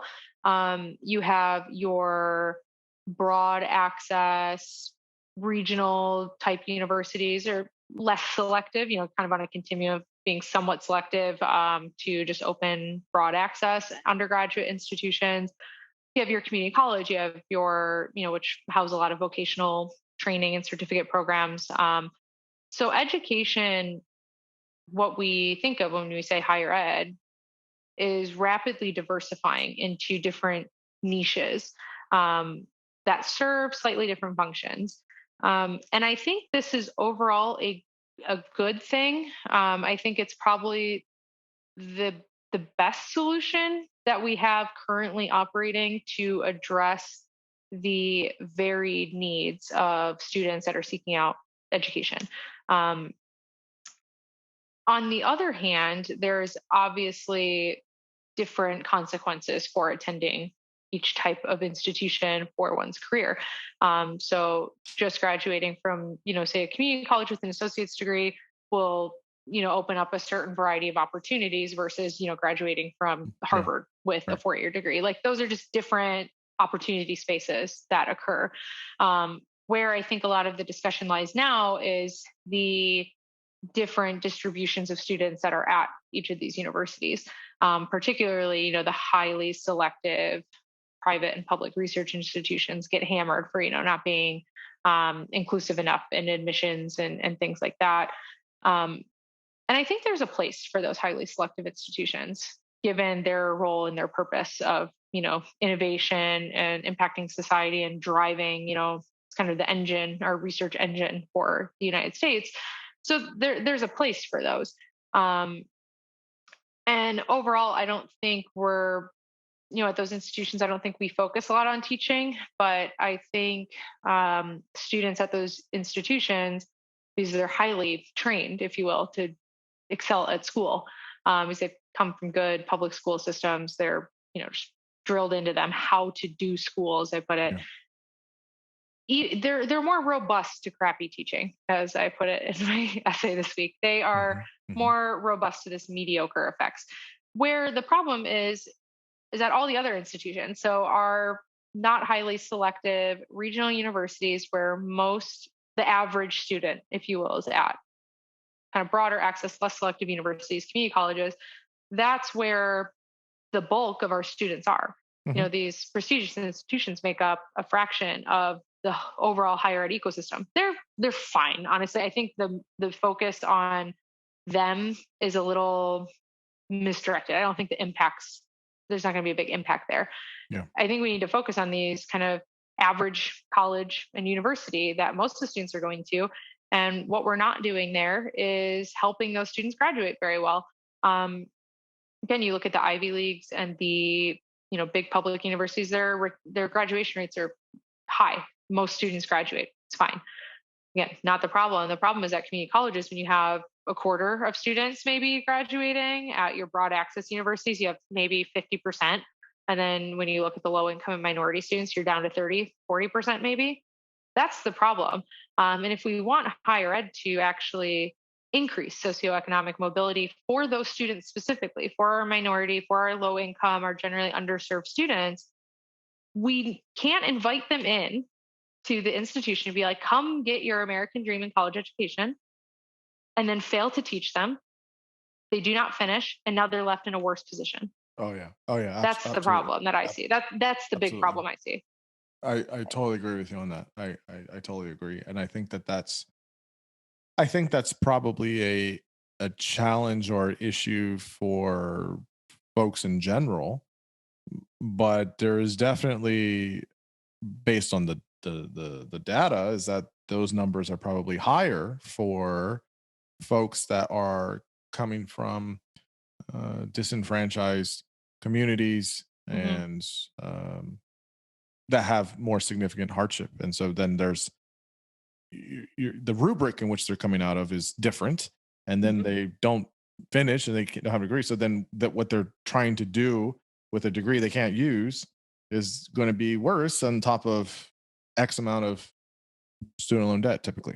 Yeah, and if there's a solution, which is the hill that I'll die on in higher ed at this point, is we need to teach better. Hmm. There's a lot of pushback in certain areas of. I got in not an argument, but discussions on Twitter. I think earlier this week about this. That there are Those are ways. synonymous terms on Twitter. There are proven ways that we can help close equity gaps in attainment in college. The most effective solution that I've come across in the data is better teaching. And by better teaching, I mean more active, engaged teaching strategies, which I fear that our current pandemic online higher ed situation is really negative for. Because Mhm. teaching asynchronously, I have no idea how in the hell you can actually use active engaged teaching if you have 200 students. You I, can't. If they're all in the classroom at one time, you can you can absolutely do that. But if you have 200 students asynchronously, you're monitoring email and trying to play whack-a-mole. It doesn't work. And To so, me, to me. I mean, I have strong opinions about it. I mean, I mean, I don't know if you have strong opinions as much as I do about it, but yeah, it's to me, it's not teaching. Number one, no. number two, it's the equivalent of watching a YouTube video and emailing somebody. Yeah, I mean, it's that's really a what it feels like. resource. Yeah, that's all it is. That's And not if you teaching. want no, and if you want to teach, then you basically are doing tutoring. You're doing Yeah, one-on-one yeah, yeah, tutoring. yeah, yeah, yeah. And there's Yeah. a hard limit on how many students you can do that. Maybe 20 at a time tops. If you want I to, can't do it with 20. I can't. yeah, I mean, I guess that's I'm me being teaching generous. I'm teaching three courses, and I got about an average of 15 to 20 each class, and nope, You don't can't have do enough that. hours in the day to do that. Nope. And so I think what's interesting that's happening right now is we are going through a massive unintentional experiment in higher ed. Yeah. One, we have like thrown out admissions, standardized testing. I hope people are tracking data. It's just going to be, I mean, if there ever was a time to answer the question that everyone debates, should we have standardized tests? Should we not? Does it increase diversity and equity in higher ed institutions? This is the experiment that we're running right now, with massive ends, big ecological validity. I hope people are tracking this so we can actually see what's going on. I'm interested to know those results, because that's an issue that I flop back and forth on. I don't last more than like a month on either side of that fence. But the online learning, it's online learning. It's not teaching. Yeah. Teaching an asynchronous class with 60, 70 students, you're again monitoring email. Yeah. That's all Yeah. you can do. You're putting Yeah. out materials and you're monitoring email, That's because you not don't have the ability to do more. Yeah, that's not to say that there isn't components of asynchronicity that is helpful. I think that Yeah. when you're doing it as a primary or predominant, predominant way of teaching, or if you can call it that, I think it's wrong. But I think that there are Mhm. elements of asynchronous learning that could be utilized, but I don't think it's a primary way or majority way to do it. I Is very mean, helpful. yeah, I think you're exactly right. And I think that element is essentially the idea behind the flipped classroom technique is here are my lecture videos or readings. Do those on your own time because they're boring. I don't need to be an audiobook for you in the classroom. So you do those on your own time, but then you spend that synchronous time doing things in class. Students shouldn't just be coming in class and just making a bunch of notes. They should be coming in class, doing things, working with one another, exploring these different options, having in-depth discussions, doing activities. So the idea with asynchronous, or at least those aspects, make sense in terms of kind of let's get the baseline material out of the way, but then you need that synchronous time to actually do teaching. And I don't think you can do that in a fully asynchronous environment, because essentially, if you do want to teach, again, you're tutoring and you have a very hard limit on how many students you can effectively tutor, say an Mhm. hour a week. Right.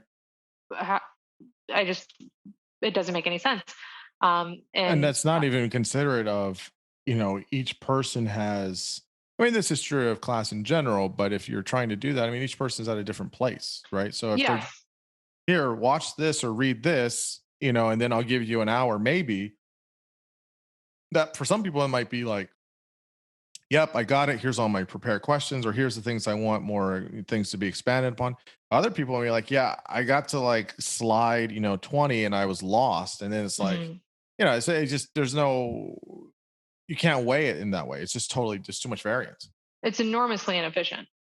When you're in the classroom, though, one of the issues that these broad access universities and community colleges face, where that the highly selective institutions don't face, is highly selective institutions select for a very homogeneous student population. They basically have all these criteria, and you're looking for students that are basically within, a certain income bracket, that they've had very similar education experiences prior to that. The student population is very homogeneous at these levels. Oh yeah. Whereas, for the things that are relevant in higher ed, whereas when you go to these broad access and less selective institutions, The problem, as I see it, is that you're having to teach a very heterogeneous population, such as what you just said, where one student has had completely different experiences in prior education. So imagine your intro psych course that I teach quite often. I'm constantly having to check, be like, who, like, where's your bio curriculum at from high school, And I've had, I taught at my R2 institution versus, the community college. And the curriculum baseline of what the students at my training institution had, which is one of the most affluent counties in Michigan that the university is located in, is a world away from, the minority low income county that I was teaching at the community college. I had to throw out my entire my intro psych course and reformat the whole course Yeah. to meet the students where they are to teach them effectively, just hammering in information, being like, we'll figure it out, achieve that, like fill that gap on your own. One, you shouldn't be in front of the classroom teaching. And two, you're not helping, you're just making the situation worse. And I think that's the biggest problem at these universities is having to adjust for that.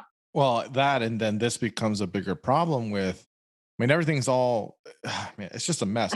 It is. It's such a, it becomes more of an issue when then there's a direct line then because you're kind of skirting around it, which is, well, then the admissions process becomes highly relevant, Mm. right? You obviously don't want to be too discriminatory, but you Mhm. also don't want to set people up to fail. And then what metrics are you using to determine that? Mhm. There's going to be people that aren't a right fit.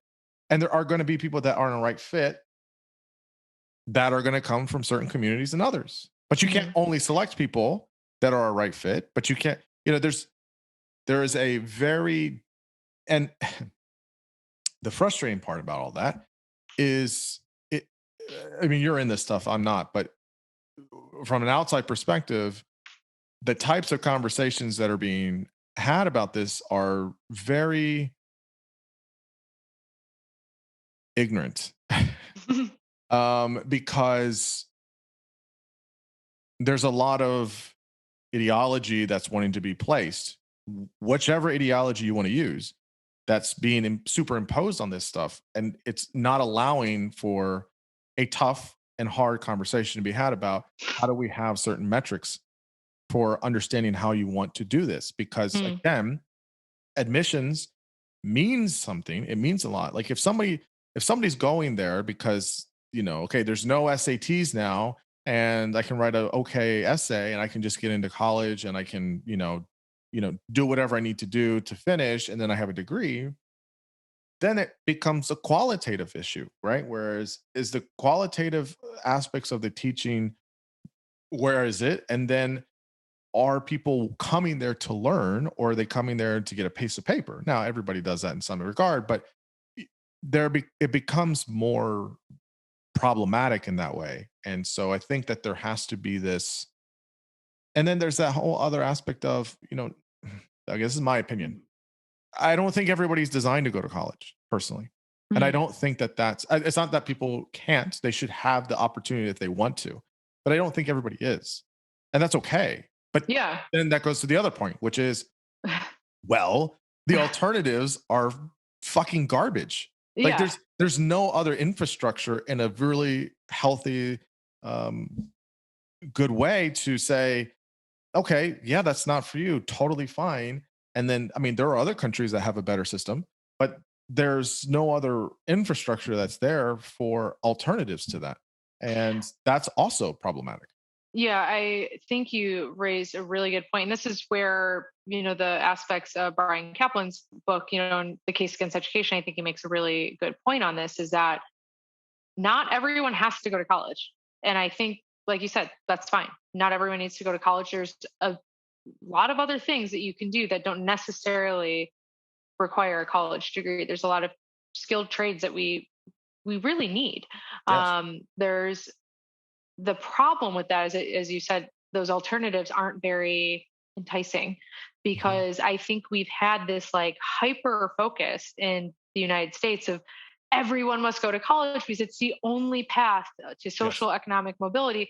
So we've had this hyper focus on this one path where we've kind of stigmatized not going to college. Right. You're not good enough. You're dumb. You're Yeah, stupid. we're important. We've imported this like negative Mhm. connotation, this negative moral value to not going to college, Right.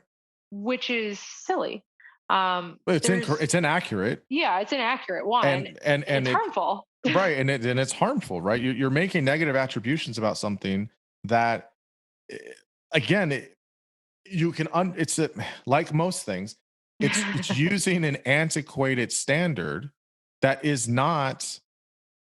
I don't even think it was completely applicable then, 60, 70 years ago, but it certainly isn't now, especially in the 21st century where what it means to work or have gainful employment looks fundamentally different. And there are so many jobs now that you could do without a 4-year degree in the modern era, especially in an era where things are globalized. So it's like, how do we train people to do that? Where they don't have to go to college, but they can have certain types of training to do those things. That's not even coming to the surface of Mm, conversation, it seems like. no. It's And that hyper focus on like, let's shove everyone into the college route, even though a significant minority of them are going to fail.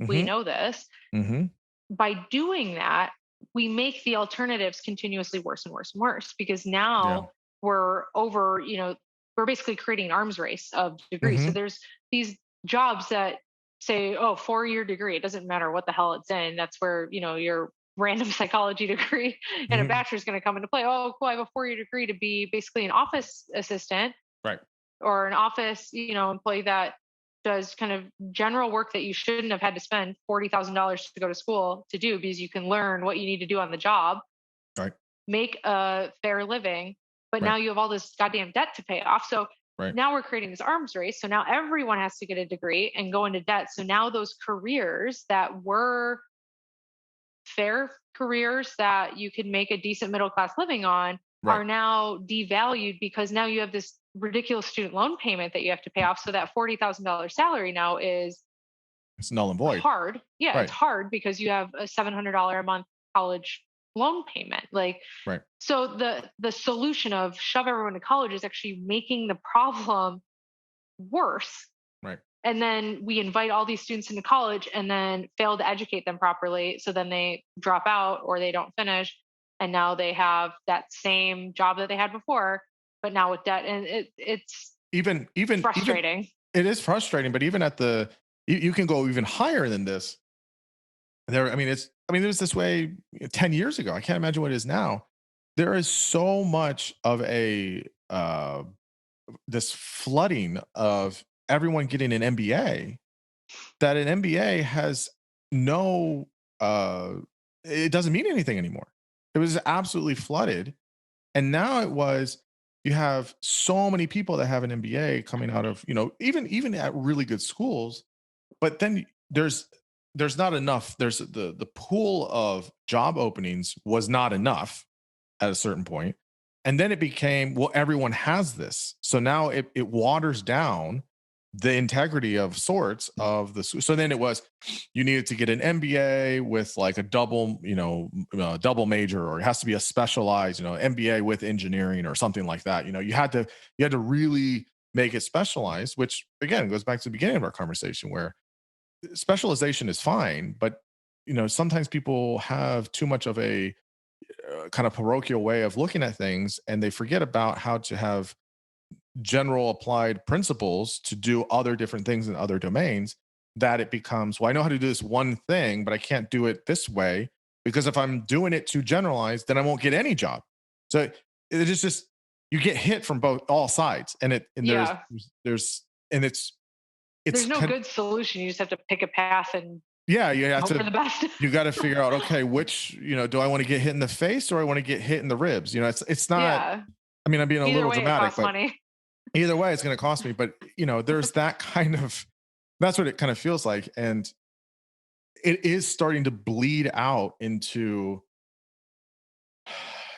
I mean, I think it's bleeding out into all sectors, and then Everywhere. it's in the workforce, and then it's not just within academics. It's within the workforce, and then it becomes a bigger problem in terms of when people have large student loan debts, and then how that's a nightmare.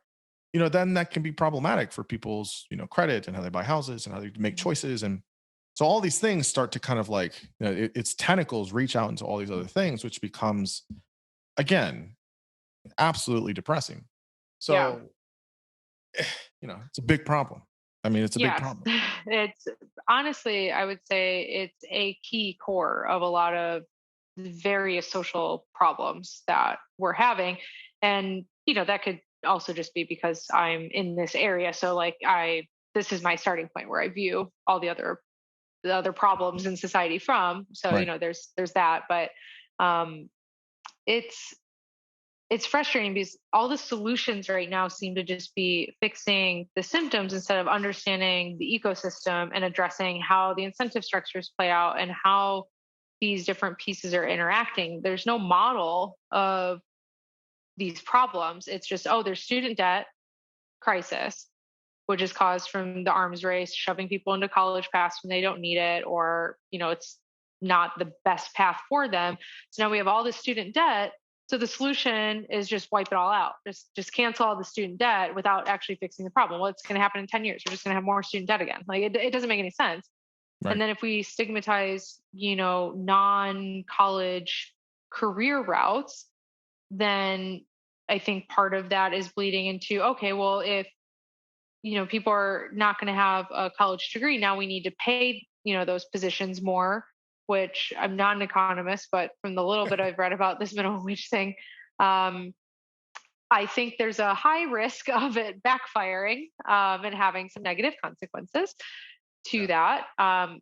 But if we were able to stop the degree arms race within higher education that's spilling over now into master's degrees, which is increasing debt, um, if we are able to stop that arms race and make jobs, we don't have to raise the wage on certain jobs. We just have to make jobs that don't need a college degree, Right. not need a college degree, Right. so then people aren't misincentivized to go to college to get a psychology degree and then end up working in kind of a generalist office job, Right. which is perfectly fine, Right. earns you a salary and a You don't living. need 4 years of college to do that, though. You don't need to have 10 years of student loan payments, because Exactly. now that $40,000 a year salary Oh, it's going to be is, 80,000. yeah, now it's got to be more. So we need to stop the arms race and then kind of balance out that distribution.